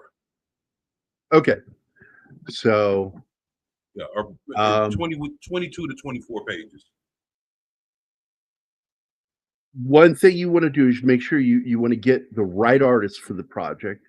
If it's a superhero thing, make sure you have an artist that understands how to draw superheroes. You got to make sure you have an artist too that knows how to do sequential art, because some people are good at drawing pinups, but they suck at sequential art. You got to make sure you have that. Here's another thing nobody ever thinks about. When you do a graphic novel, and I had to do this too, um, you have to draw all your characters in advance. You have to have character designs. You got to draw these guys from every angle. You got to draw their costumes from every angle, from what they're doing with it.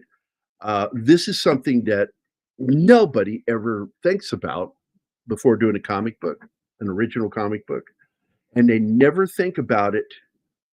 The people that are backing these projects, they don't understand what goes into doing a comic book. They don't understand the creative process at all. All they know how to do is give me the comic book, let me read it. That's all they know. That's all they know. One of the most insulting things that ever happened to me, and I don't get mad about it. I don't really react to it in any way, shape, or form.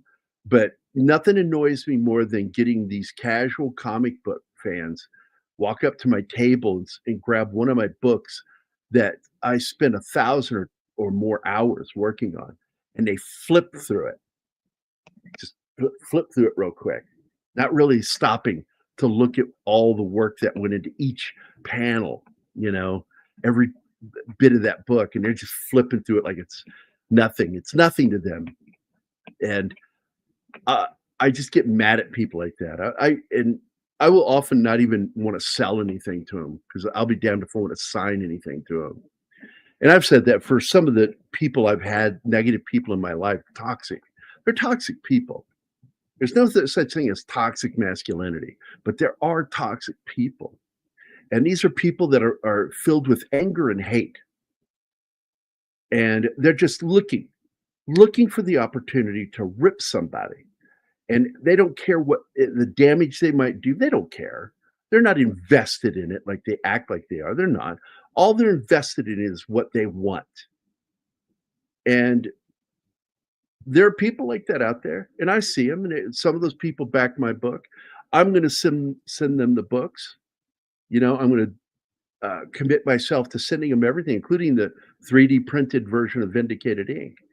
But you know what I'm not going to do? I'm not going to personally sign anything to people like that. They might get my signature, but they're not going to get anything personalized because I don't like people like that. I'll give them what they're due and nothing more. And when you go toxic like that, go negative with somebody that's a creator, you've stepped over a line with them. And all they're going to do is give you what you're due and nothing more. And I'm not the only person like that. This happens all the time. Every time I turn around, there was a Kickstarter project done by a small group of people, gaming, short films, comic books, that just things fell apart and it never got completed. And this thing, on the other hand, has taken me 10 fucking years to do. And I wasn't supposed to write it. Writing is not first nature to me. It's hard. I have a tough time with writing because I don't know if you've noticed this with our friendship over the years, but I suffer from OCD. And I focus on details. And so if something occurs in the story, I won't just write it and let it happen. I have to figure out how that works. And I have to figure out why it works. And then I have to figure out if that happens, what does that cause? Right. And that's getting into the minutia, the deep and that's why I think this story is so good. But that took me a long time to do. And it's hard work. And I hope in the end, I pray in the end that people, no matter how they feel about me, because I know I'm a jerk and I deserve a lot of the criticism I get. But when it comes down to my work, I hope they appreciate what I've done because this took a lot of blood, sweat, and tears making this book. And boy, oh boy, and it's 100% all me. Nobody else. This is all me. I'm going to give credit to 3 other writers, but do you know how much of that script they wrote? This fucking much. Because they got it wrong.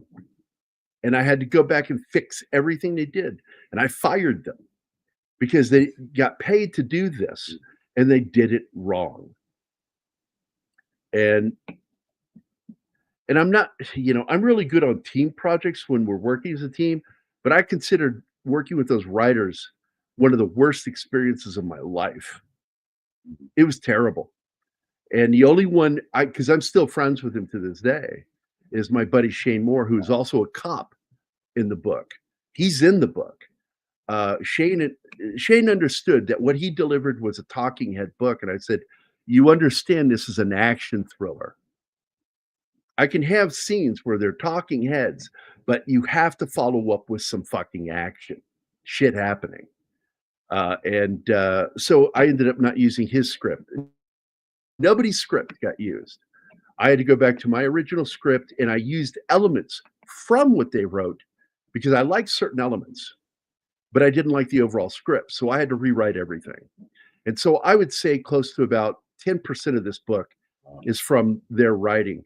90% of this book is all my writing.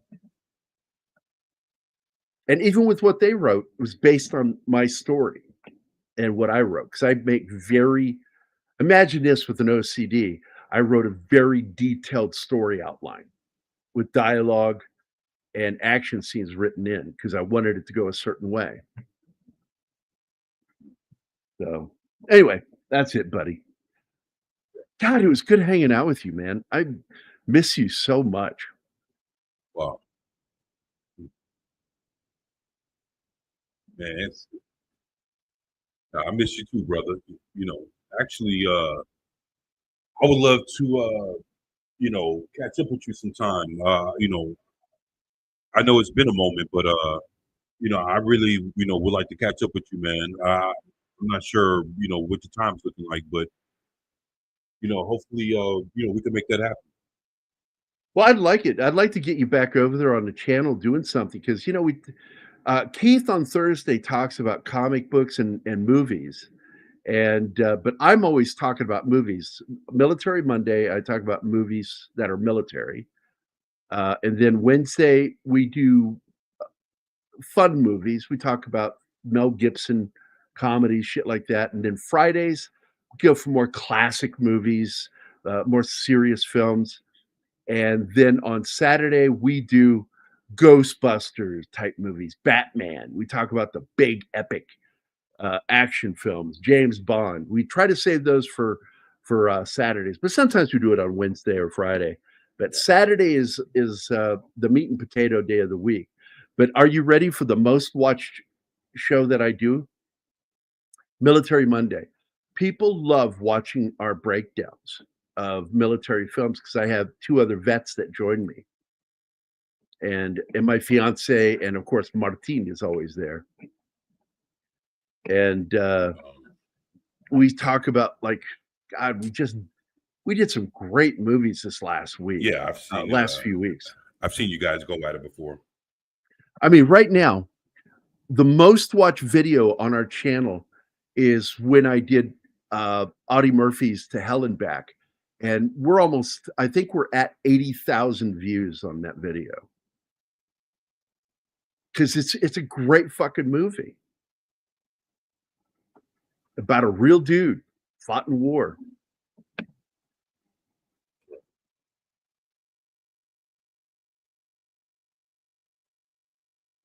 But you got to get on there with us, So when man. would I It'd be able to have you back. come in and join y'all?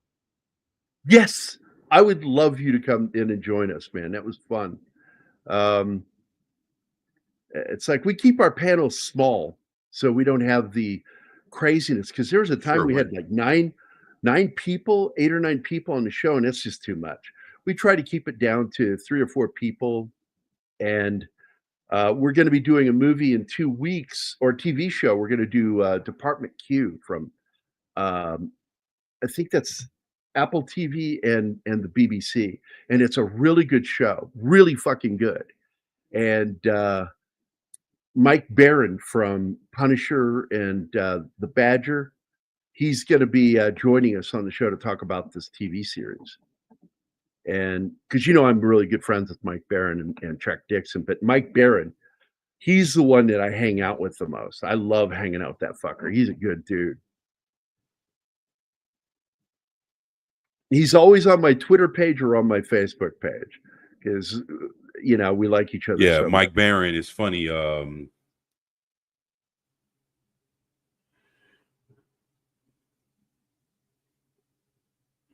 I remember, of course, we've interviewed him before, and I remember, like, I caught him on Twitter, and he told me, like, hey, why would anybody, want to listen to me?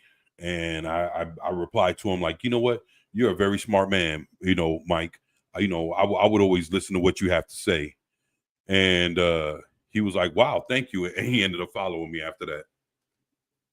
Well, he is, and I got to tell you, I was stuck on this book with certain scenes, and I was like, I hit a wall, and I'm like, I'm having trouble with this, and so I went to Mike Barron, and Mike Barron's read the book. Well, the chapters that were done, he read 3 chapters of the book, and he liked it so much that he's agreed to write the foreword, the introduction to the book.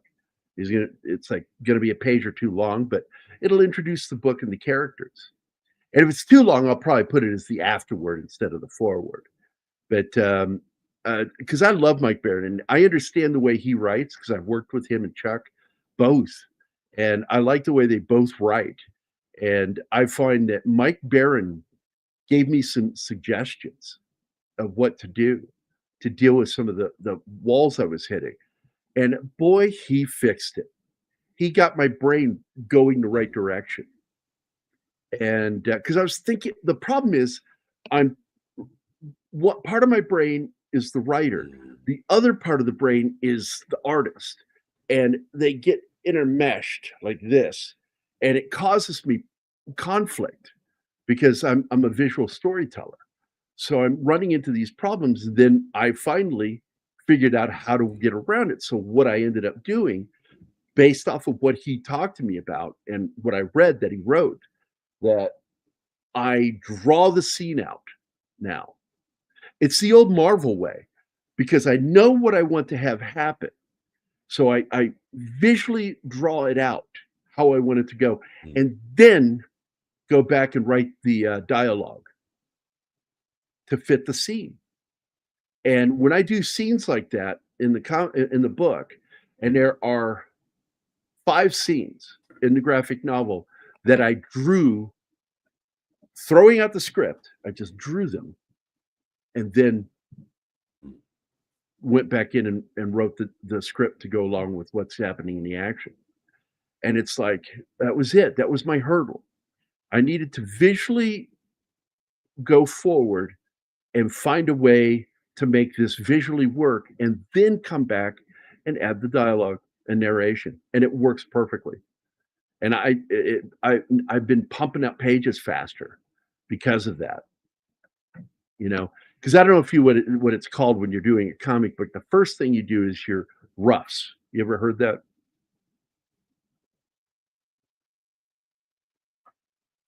Have you ever heard of roughs?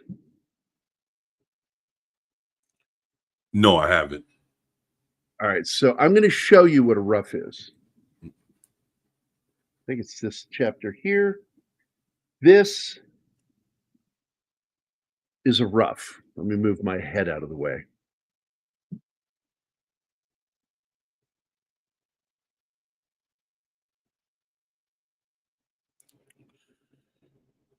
This is a rough. Can you see what's going on here? It's funny.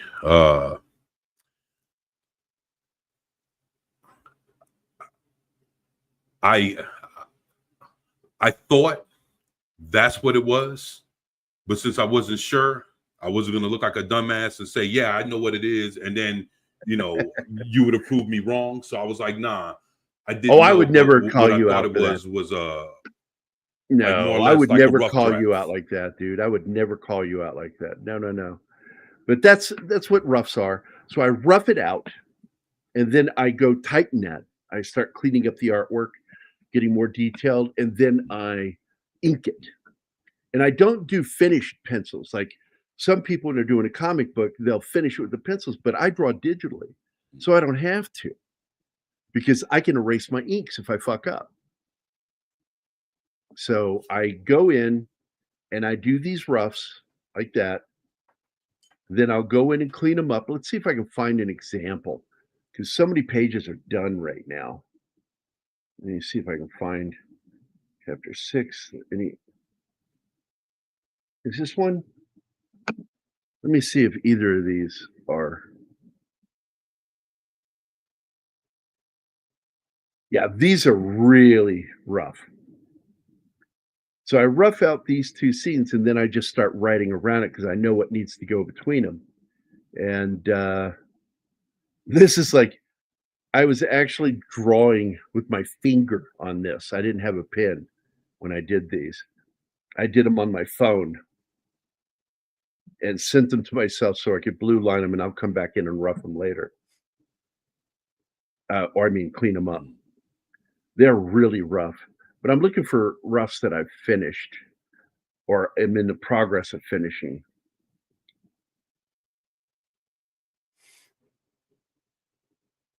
No, those are too far along.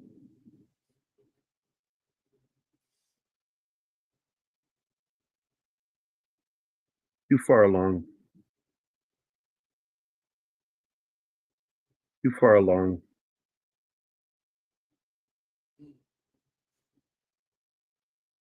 Yeah, here. Let's see if I tighten these up. Yeah, this is where I begin to tighten it up.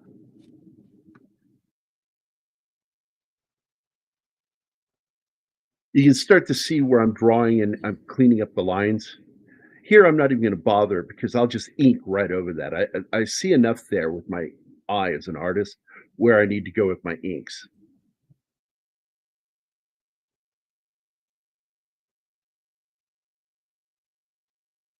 Wow, they look Yeah. great. Thank you. I like And that. I think it looks fairly realistic the way I do stuff. 'Cause I don't want to do things that are too cartoony.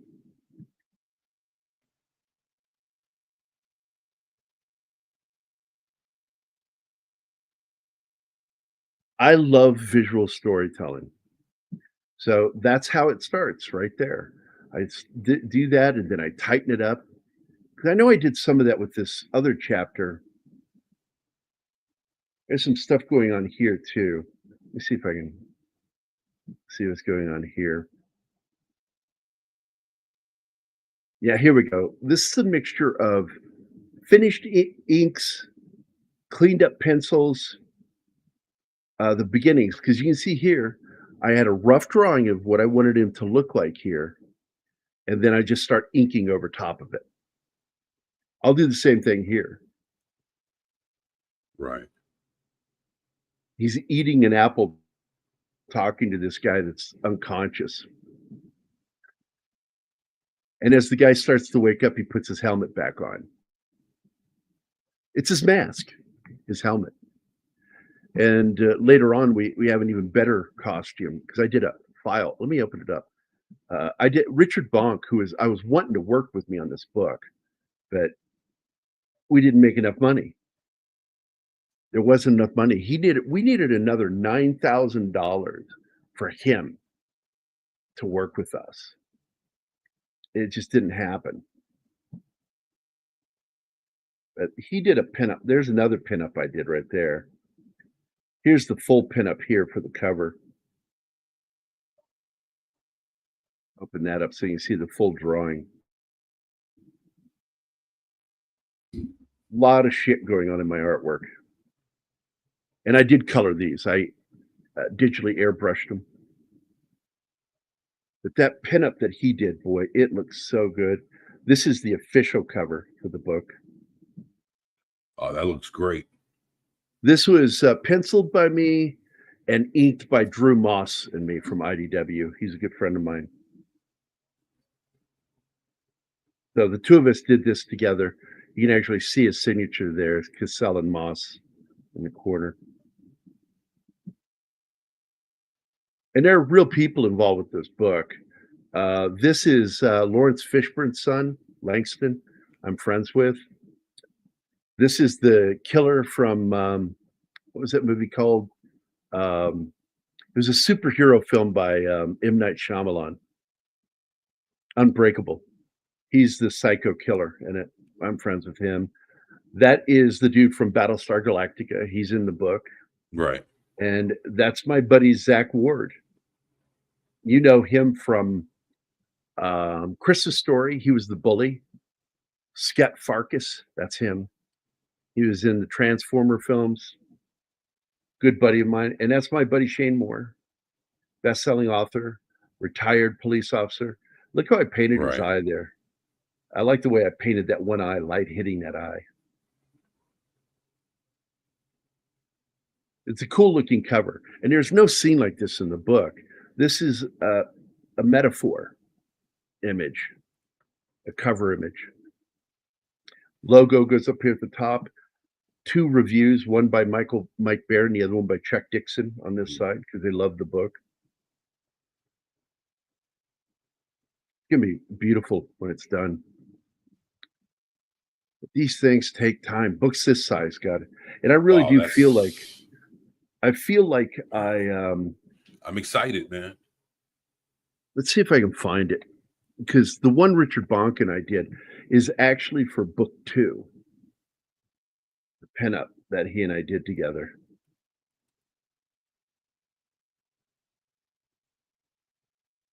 God, there's a lot of pages.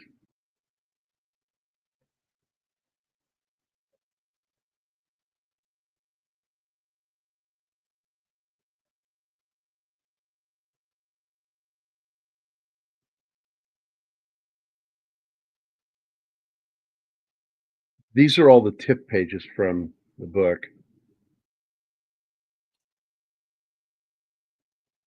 Boy, That's that's a a lot of lot. pages. That's a Let me lot. see if I look Wow. it up. Pen. You put in a Let's see if lot I of work, find- brother. Here it is. Here it is. Is this it? Yeah, this is it. I did the pencils and Richard Bonk did the inks. This is the armor that he wears in the second book. It's more of the Trojan style cheek armor that they use now. It protects your jawline, your cheeks.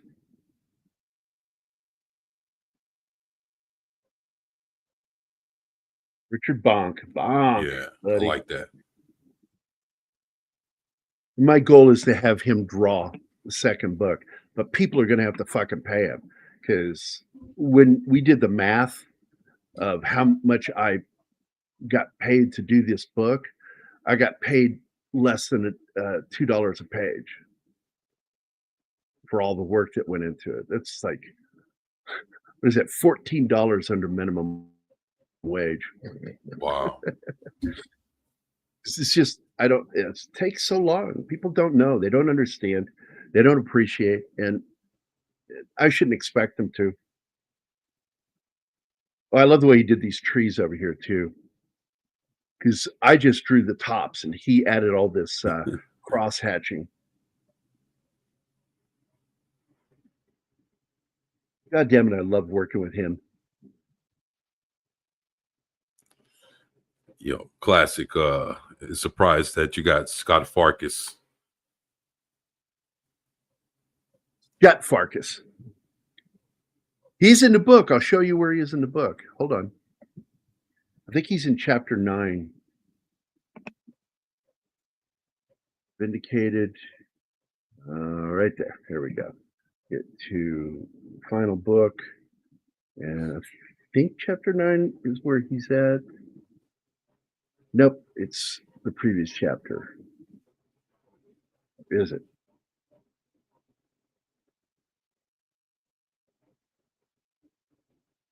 Oh, yeah, here it is. Start here.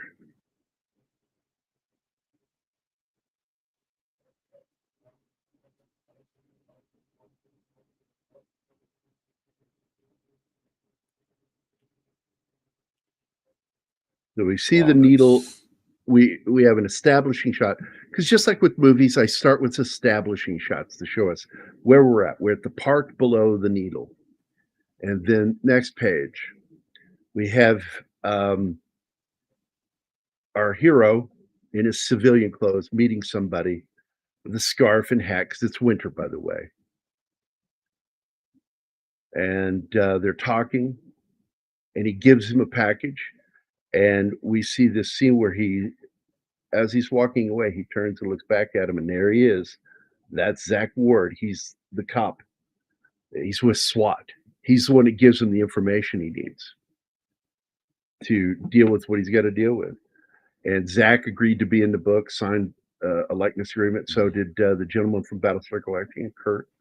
They're all in the book. I cast my movie. It's a graphic novel, but it's a movie to me. I'm making a movie. Yeah, it's again classic. It's not Scott, it's Scut. It's SCUTT because he can't even have a Wow. good name. Scut Farkus.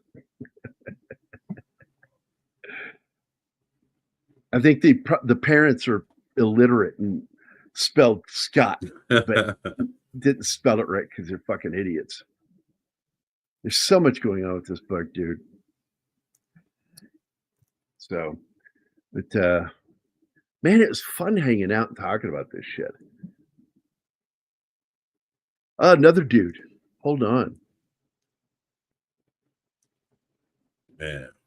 Yeah, we definitely gonna have to Because there's Fahim. He's in the book. Fahim Fazli. That's my buddy Fahim right there. And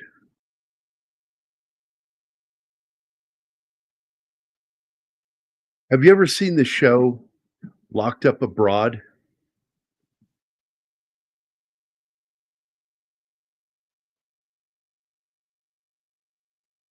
no, I've never seen it.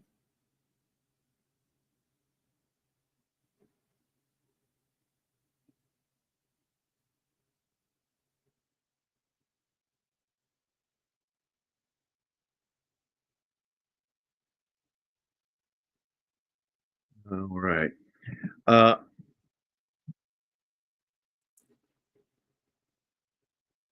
Is this the one? No, it is not. Hold on. I think it was in Iraq for some reason. Was it Iraq?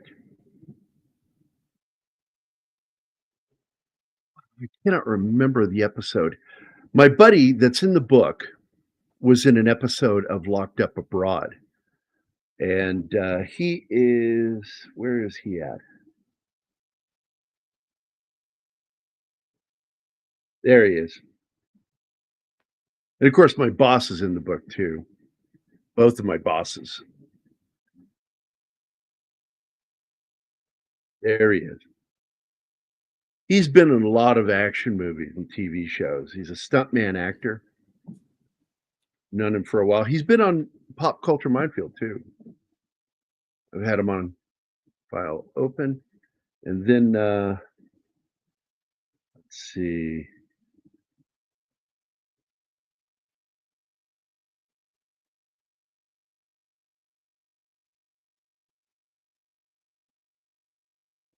There we go. Here's Dale and Julia, my bosses from Warriors Inc.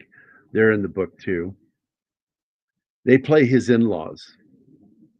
That's them coming in to visit him at the hospital. Right. There's Skipper. That's Dale Dye. That's Julia. And I wanted to show them smooching. I have a close relationship. They're family to me. So I've got a lot of really cool people in the book. And one of the coolest is Langston Fishburne. He is in the book. I'll show you the scene. He's not so much in the first book. This one? No, it's not. It's chapter 4, maybe.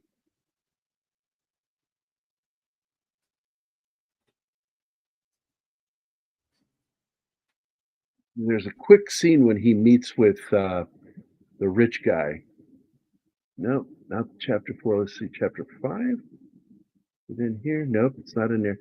I have a lot of stuff happening in this book. I can't even keep track of some of the shit.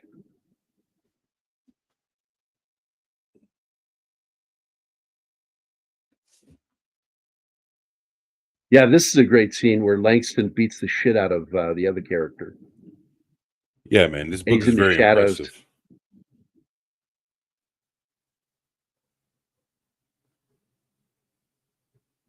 Let me go back to chapter 2. Maybe it's in chapter 2. Yeah, here it is.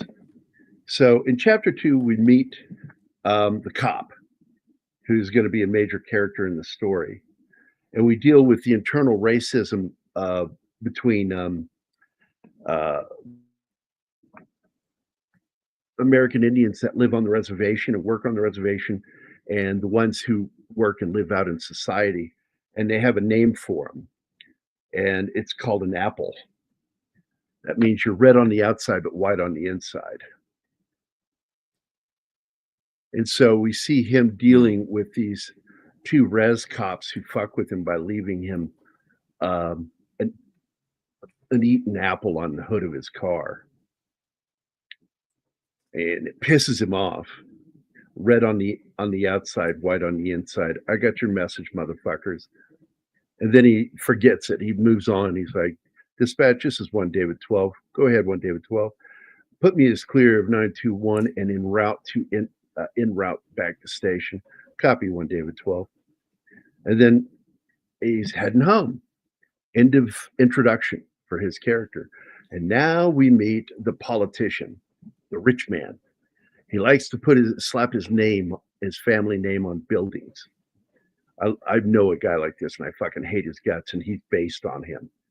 And he's built this apartment complex for the VA to move in, and they're going to be opening this place. And there's Langston Fishburne playing Rollins in the first scene where you meet him, and you find out he's Hammond's number one guy. He takes care of everything for him. Right.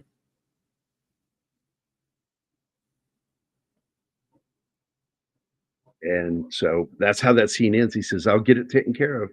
And then you see him looking out the window going, make sure nothing, I don't want any more blowback on these things that are happening. Because he's trying to be legit with his business. So you're left wondering, and I can't tell you, whether Hammond is part of the corruption or if it's somebody else. Who's the real bad guy? And you don't really find out until the third act who the real bad guy is. Wow. And I can't tell you who Right. it is because he has to figure it out. It's I hate saying it's a mystery, but there's a little bit of a mystery to it. Classic comics. I bet. I Right. worked for Dale Dye. I've worked with Dale Dye, Tom Hanks, Gary Sinise, all those guys working on TV and film productions. And I've been with Dale Dye since 2006. Next year is my 20th anniversary of working as the official artist of Warriors Inc. Here, I'll show you on my page. Let's go. Gary, I spell my name correctly? Yes, I did. Cassell Art. Mhm. And there's my Twitter, and there's my website. So you can actually get to it. I think it's cassellstudios.com. And right here, Dale Dye, that's who I work for. And I've been working for him since 06. I designed their logo. I've done a lot of work for them. These are some of the cool movie posters I've done. I did this one for Escape from Death Block 13. The poster is better than the movie. I did a G.I. Joe cover. I hated the colors, so I only show the black and white art. That fucking guy was an idiot. That's the movie poster I did for Synapse Films, Bruce Campbell's Running Time. And this movie was the first movie I ever worked on. I worked on the poster when the movie first came out in 97. And then Synapse bought the rights to it to re-release it as a Blu-ray. And they commissioned me to do the new poster, and that's the poster I did. And that's a commission I did of Captain Kirk. Another book I have that I want to finish. That's the back of that same book. Book cover I did for Dale Dye. That's a movie, again, movie poster is better than the movie. Running Time. This is the original 1997 poster I did. Running Time. This is the last movie I did for Josh Becker. I did that about 4 years, it was 2019. So 6 years ago. Another movie poster I did for him. I designed that poster. I didn't paint anything. I painted that one for a movie produced by Steve Fushi. I did that one for Duncan Skinner. It's a British comedy called Bunny Poo Salad. That's for Kecksburg. Again, the poster's better than the movie. This one's actually a really good film done by my buddy Nathan Shelton. And it's very Drew Struzan-like. And I'm a student of Drew Struzan's. That's another Drew Struzan piece I did. That's my artwork using his style. And that was a gift to Drew Struzan for Christmas. He got the original art. Poster for a story I wrote. A poster for a Limey friend of mine. He did a short horror film called The Mine, and I designed that for him. This is for the graphic novel for the short film Exorcist Academy. I got paid good money for that book, again by Steve Fushi, whom I'm still close friends with, and he wants to work with me on another book. That's a painting I did for a great book. I've done all this guy's book covers. And that's my favorite one I painted for him. I love the light from the explosion on the hull of that boat. Just look at that. That's fucking cool. It's a painting I did for the book Outrage by Dale. That's for Dale Dye's book. Thank you. I did that for the movie and comic book Liberator for Blue Water Comics and the short film with Lou Ferrigno. That's the first movie poster I ever did for Salt City Video, Beyond Sanity. And that's me, by the way, in a straitjacket. I took a photo and painted it. Darth Maul piece I did. That's a rejected book cover I did, but I don't know. I liked it. It was so G.I. Joe. I just liked it. That's another book cover I did. That is a poster I did that never got published because my best friend, when he saw it, goes, "Oh, so cool. You finally did your first gay porn DVD cover." And I went, that's all I could see after he said that. And I'm like, fuck you. Oh, shit. So you can only see it on my website. It's never been printed. That's another poster I did. You can actually look up that movie, The Perfect Planet, on IMDb. I did the poster for it. That's another book cover I painted. It's actually my daughter. That's another sci-fi painting I did for Warriors Inc., Dale Dye's company. That's it for the front page. I have a lot more paintings. Cool. You can go to my character design stuff, some of my pieces I've done for movies. This is actually for short films, not for comic books. Some of my movie posters I've done and book covers. And this is actually that cover with the lettering on it. Pretty badass. Cover art. Anything I wrote. Oh, that's Langston Fishburne. I did that painting. Yeah. Oh, shit. It was fun doing some of these. This is a combat buddy of mine. He posed for this. He was in the battle of Mosul. He was one of the main guys in that battle. And he's a close friend of mine. It's John Andrews is his name. He's been on Pop Culture Minefield too, for when I do the military stuff. And I love having veterans on. And there's the book I did for Fahim. That's his book. And it's slowly being turned into a film for the last 4 years. I hope it finally gets done. This is the very first digital painting I ever did, because I usually worked in airbrush and, traditional brush and airbrush. And I realized I could do the same thing in Photoshop. The only thing I didn't airbrush was the lettering and the lens flare because I didn't have to. That was done digitally. I've done some cool book covers though. Here's one. I love that one. Oh wow. And this one became a New York Man, Times you got bestseller. skills, brother. You definitely have skills. And oh, I like this book cover a lot. That was fun to paint. Sci-fi. I like doing cerebral stuff too, not just the straightforward shit. And this is one of my first published illustrations for the Octopus magazine. They liked me so much. I wasn't just their artist. I was one of their movie critics. They would have me do interviews and do reviews. It was fun.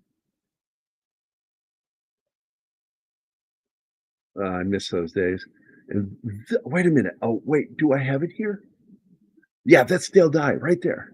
That's Dale Dye on the cover of this fucking book. Close right here.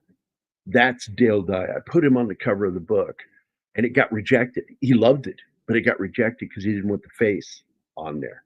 So I redid a whole new painting and that ended up being the cover right there. And I love the lighting on that one. I had fun painting that one. It took me like 3 days That's to awesome. paint that one. Then I did another cover with him. Is it in here? Yeah, here it is. This is Dale Dye. That's Dale Yeah, that's right there. I painted him in there. He fucking nice. loves. And by the way, this drone that I painted is also in Vindicated. It's the exact same drone. I created it. So I'm like, I'm going to use that in my books. This is a spying drone. It doesn't have a weapon on it. But I also have a drone that has a pneumatic gun on it that fires 45 caliber rounds with air instead of explosive gunpowder. Trying to see commissions. I have some cool commissions I've done because I like doing cutesy stuff too. This is some of the comic book work showing you how it goes, how I do the pencils, inks, colors, lettering, because I tend to work alone. Pencils, these are caricatures I've done. I like this one. It was making fun of the Che Guevara shirt, and it says snake, fuck Che. And people like that one. I sold quite a few of those commissions I've done over the years. I love drawing animals, dude. I like that. Oh, here's one I did a long time ago. Boba Fett coming out of the Sarlacc. You can see the Sarlacc pit back there. Any other cool covers worthy of fucking looking at? Nah, I don't see anything. Let's see. Here's more movie posters, cover art, character design, comic and illustration. These are some of the books of mine that got published that I've worked on. Vindicated, of course, is what I'm working on now. Code Word Geronimo. It is the first and only graphic novel to win the Military Writers Association Award. Created by and drawn by me. I always tell people I didn't just draw it, I created the book. It was my idea. I did Iron Sky from the movie Iron it's Sky. Funny because comics. I just watched the first Iron Sky movie.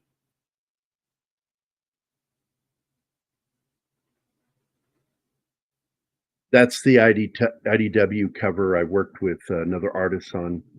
Alex was the artist and I was the colorist. I airbrushed it. And I did that cover. That's the A-Team. I didn't do the cover. I worked on the internal art. Oh wow, the A-Team. I worked on Army of Two, which I thought was a joke. I didn't like it. In Time. Yeah, Army of Two. I played the video game. Yeah, me too. You didn't like the video game? No, because they say over and out, and that pisses me off. There's no such thing as over and out. Nobody in the military ever says that. Nobody in law enforcement has ever said that. It's a movie creation. You either say over or you say out. You don't say over and out. It's like, fuck off. That doesn't exist. Liberator, Alan Wake. I did the tie-in graphic novel. I was lead artist on that one. Did you ever play that game? That was for Xbox, dude. You know, it's crazy because I was just getting ready to crack the first game. Yeah. Yeah. And for the 360. And I also got the second one too. Yeah. Oh my God. This is one of my favorite artists to work with. Yeah, the It's a originals. friend of mine. Not This the is my buddy remasters that just came out. Darren Douglas painted this one. Look at that. I did the sequential art inside the book, and he did that based on my artwork, and it's just gorgeous. He also painted this cover. Darren and I have been friends for a long time. He's a great fucking artist. And I love working with other artists. I don't do everything just by myself. I like working with other artists, good ones. That is not my artwork. I did that Oh, graphic wow. novel. That's crappy artwork. I fucking hate that art. That's mine and Drew Moss's artwork. Yeah, my pencils, his inks. My pencils and inks. Mm. I mean, look at that fucking. I did the Stealth Blackhawks. I drew them before the movie came out. I drew the Stealth Blackhawks before they did the movie Zero Dark 30. Our book came out way before that movie, and we got it right. Let's see. I think that's it for that group. Some more of my commissions. I did this as Spock. I love that drawing. Yeah. That's my person. I did that for me because I love ravens. Yeah, I love Spock. Yeah. That was a cartoon I did for a magazine making fun of people hating the Pope.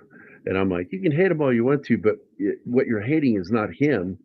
You just have your fucking hate. And even when he does everything that you asked him to do, you'll find something else to hate him for. So that was the joke I made about that. Commission. That's my daughter. That's Zoe in one of the books I did. She's in Vindicated. She's in the book 3 times. I have her as a 6-year-old. I drew her as a 12-year-old. Okay. And then I drew her as an adult because she's grown up now. So she's in my book 3 times at different ages. I love that drawing of her. She was a great little model for me. She would do exactly what I asked her to do. These are some drawings I did for shits and giggles. That's a good drawing. Comic strips. I did these for a magazine. Little cartoon strip. I did a Howard Stern book, so I did that cover. Oh, wow. Some political Those are cartoons I nice. did. I like that, man. These are the early versions of those drawings. There's the one I love, Phase 2.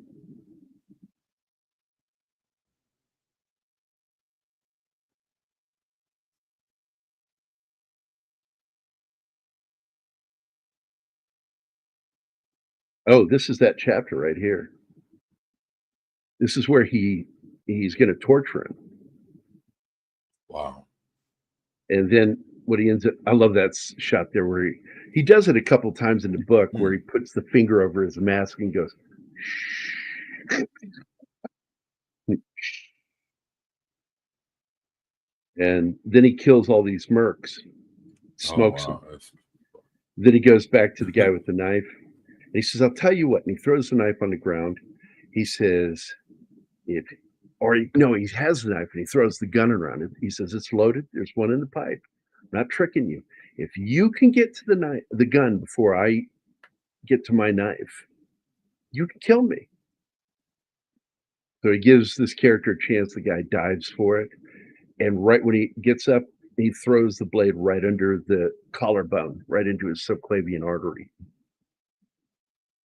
And he walks over to him and he delivers one of my favorite lines that I wrote. It's not here. It's because I didn't want to give it away. He sits down. I love this door kicker scene. This is a great scene where he's just fucking smoking these guys.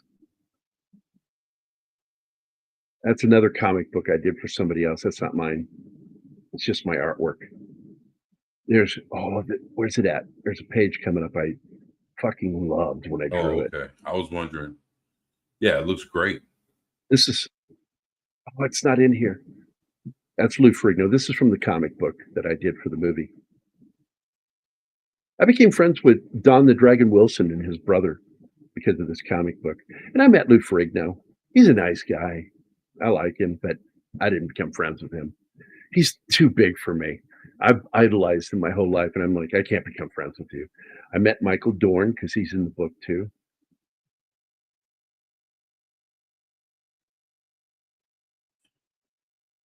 This is from Alan Right. Wake. There's a lot of cool artwork. If you go to my Yeah, website, man, Lou's the man. I love Lou ever since the Hulk. ditto. Oh, this is one I really like. It's just for me. I drew this for me. That's my best friend Mac, and I had the gear, and he dressed up in the army helmet and the old World War II fatigues. He put them on, and I just did a sketch of it. That's it. That's my buddy Mac.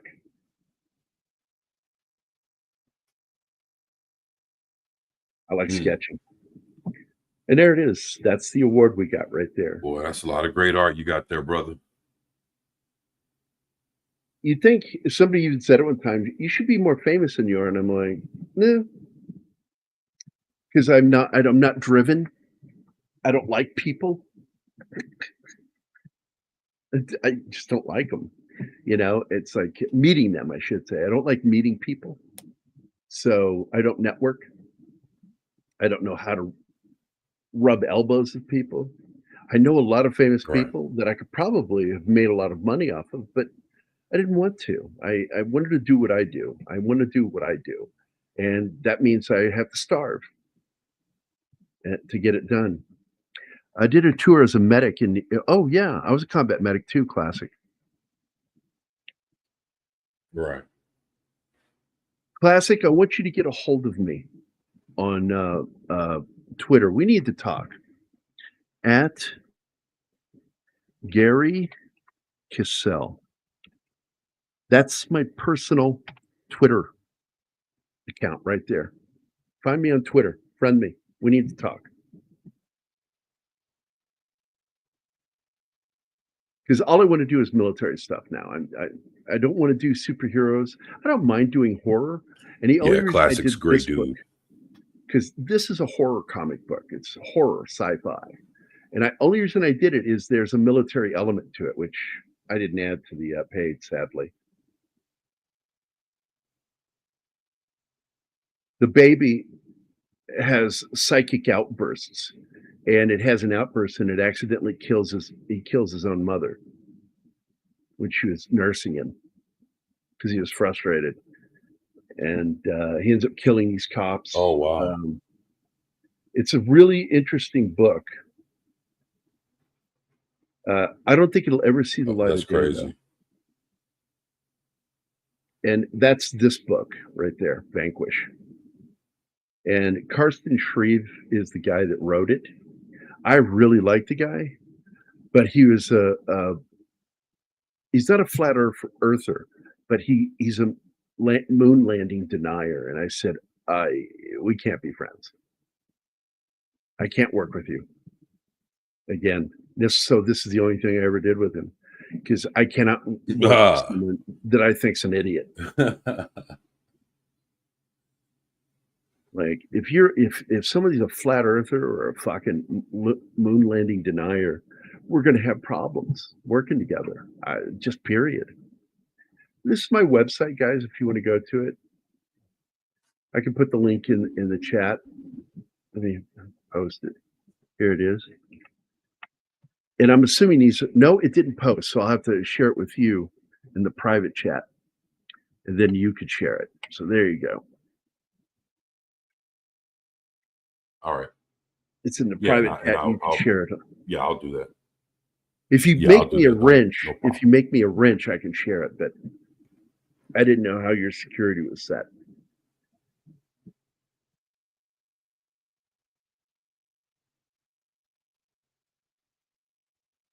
Fuck.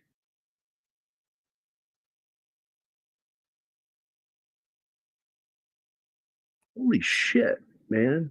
God damn, dude. Well, I hope to hear from you, man. If you can just go to the library and go to Twitter on there,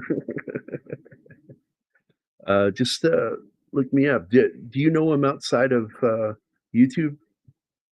And is he on YouTube? Are you on YouTube?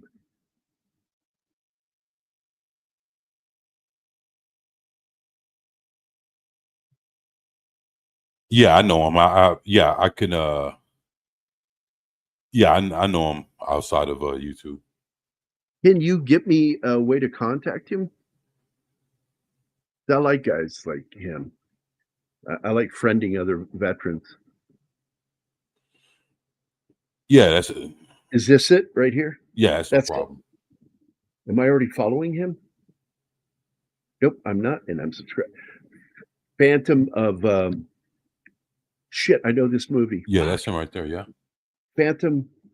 Oh, what is that movie? yeah. Phantom of the You Paradise. got to hit the bell. Yeah, Phantom of the Paradise. Oh, there we go.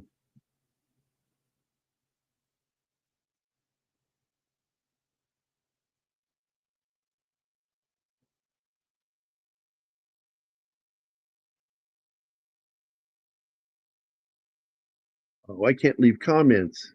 Oh, yeah, I can hear.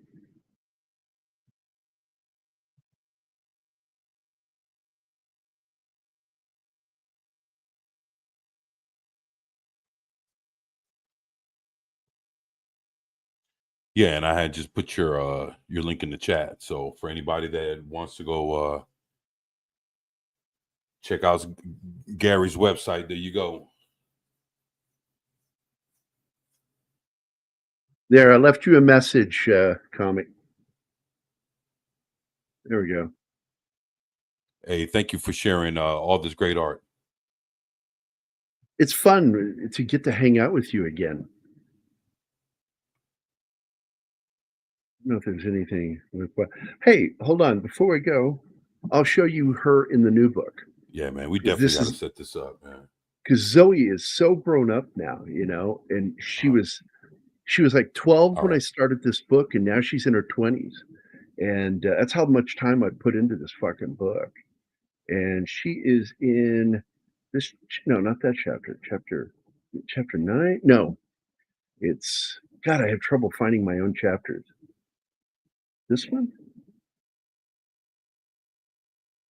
Yes, here she is. Because she gets held hostage in a robbery of a donut shop, and I call it Don's Donuts instead of D's Donuts. D's Nuts Donuts. Anyway, that's Zoe right there. There she is, and that's her giving him the shit, the stink eye. I knew you were gonna say that. Say what?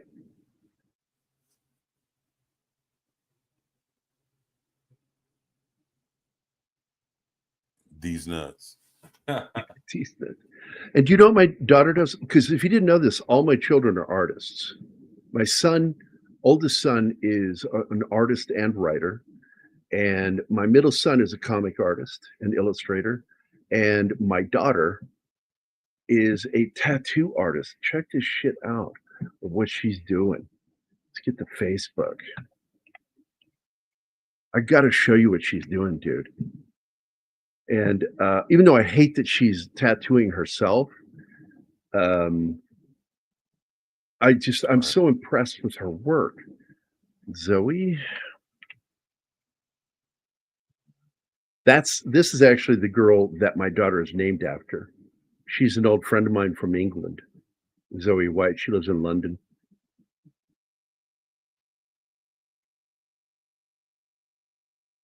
And there's my daughter. This is some of her artwork, man. Oh, She's like a real artist. She draws what's in her head, not what she sees. She draws wow. what's in her head. And she went in one afternoon. She did a full sock up her leg, inking on the back of her hand, all in the period of 24 hours. She did those 2 tattoos. She's an amazing artist. And she's switching over to, that's my beautiful daughter. There she is. Wow, I like that spider one. That's nice. She looks like such a punk, but when you get to know her, she's such a sweetheart. She's so nice. She's more like Audrey Hepburn, but she likes to dress like she's tough. Even though she won't take shit off anybody, she's just a sweetheart. I raised her whole life, all by myself. No mom, just me. On Mother's Day, I get did you know that? That she sends me, Mhm.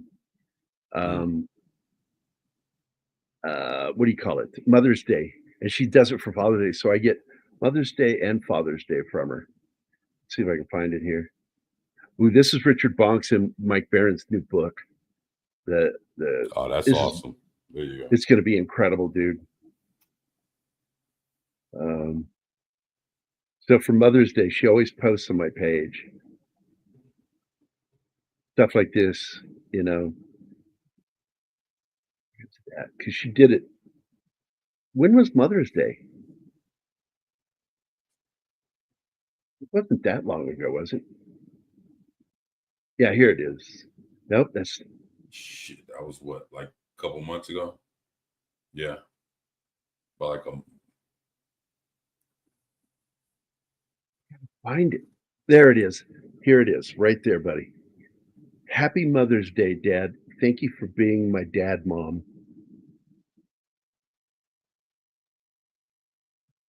That's us back in Lebanon, Missouri. That's her giving me side eye when I was working on Vindicated one day, and a photographer buddy of mine took the photo. I'm like, that's perfect. That's my daughter. That's her calling me, and I took a snapshot without her knowing. She calls me like just in the middle of the night. Couldn't sleep, that I call you. What you doing? I had a crappy day, Dad. She tells me everything. Mhm. That is my girl. And she really loves my fiance, my Austrian girlfriend. You know Anima, don't you? Didn't you meet Yeah, Anima? that's awesome, man. Shit, my daughter.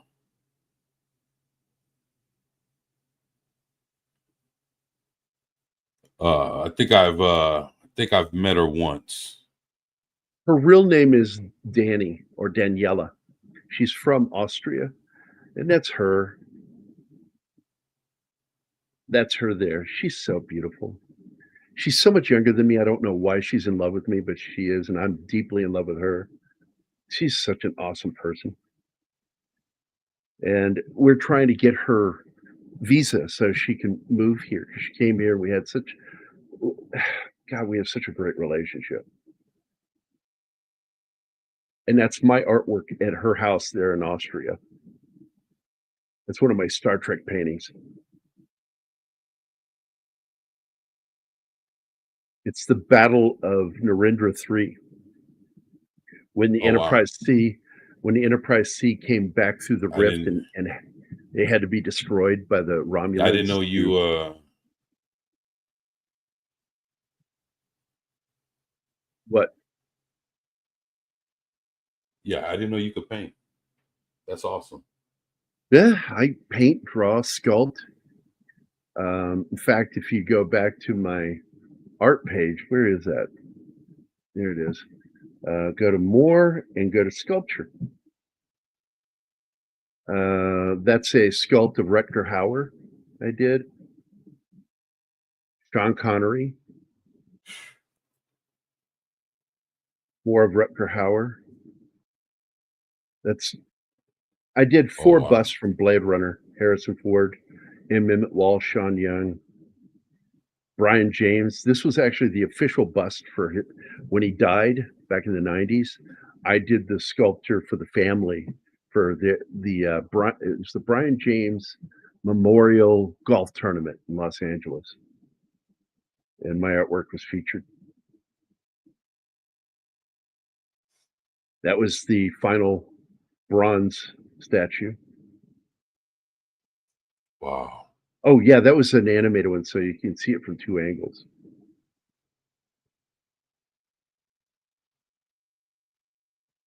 Yeah, that's really cool. I was proud of that. That's it. I've done other That's some sculpts, cool but stuff, man. Man, that's awesome.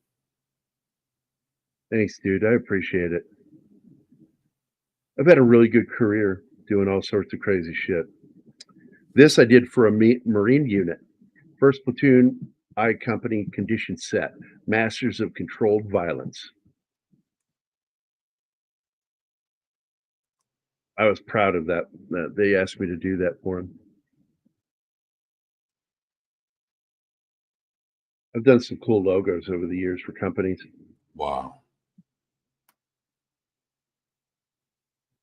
I did a logo for myself and for my old art website, and it says extremely nerd friendly and stays crunchy in milk. My artwork. Cool stuff. All right. Close the Oh shit down. shit. That's okay. So there we go, man. I need to get back to doing work. I should be drawing and I haven't drawn a damn thing because I've been hanging out with you. So I don't know how much longer you're gonna stream, but I gotta get hustling. No, it's all good, man. I appreciate your your time. Oh, you No, bet, I gotta buddy. get going myself, man. Well, it's cool hanging out with you, brother. Hey, it's definitely cool hanging out with you. And I need to hit you up and DM you and I'll talk to you on Twitter, man. You do it, please do, man, because it's not just me. Martin misses you. Everybody misses you.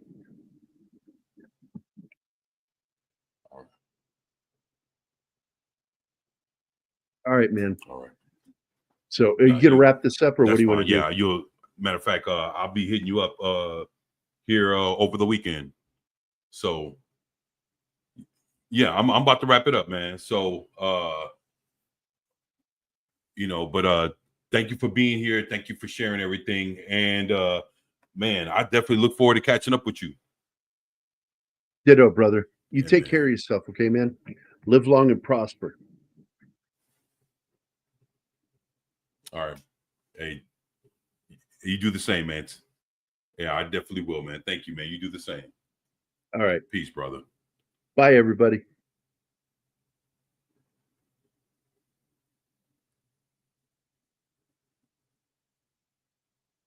All right. Bye-bye, bro.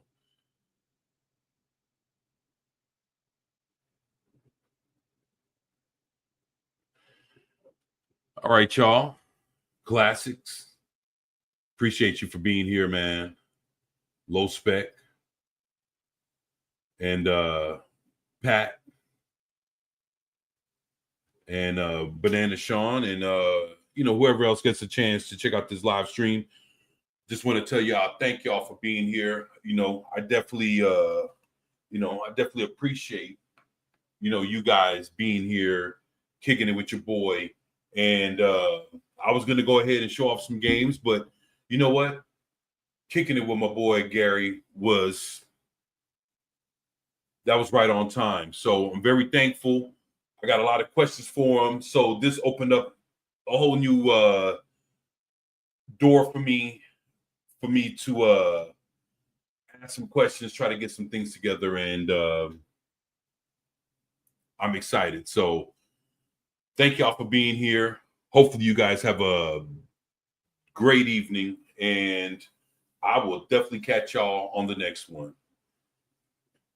And I ain't gonna lie, this has been pretty cool. Good way to end the evening. Y'all take it easy now. Peace.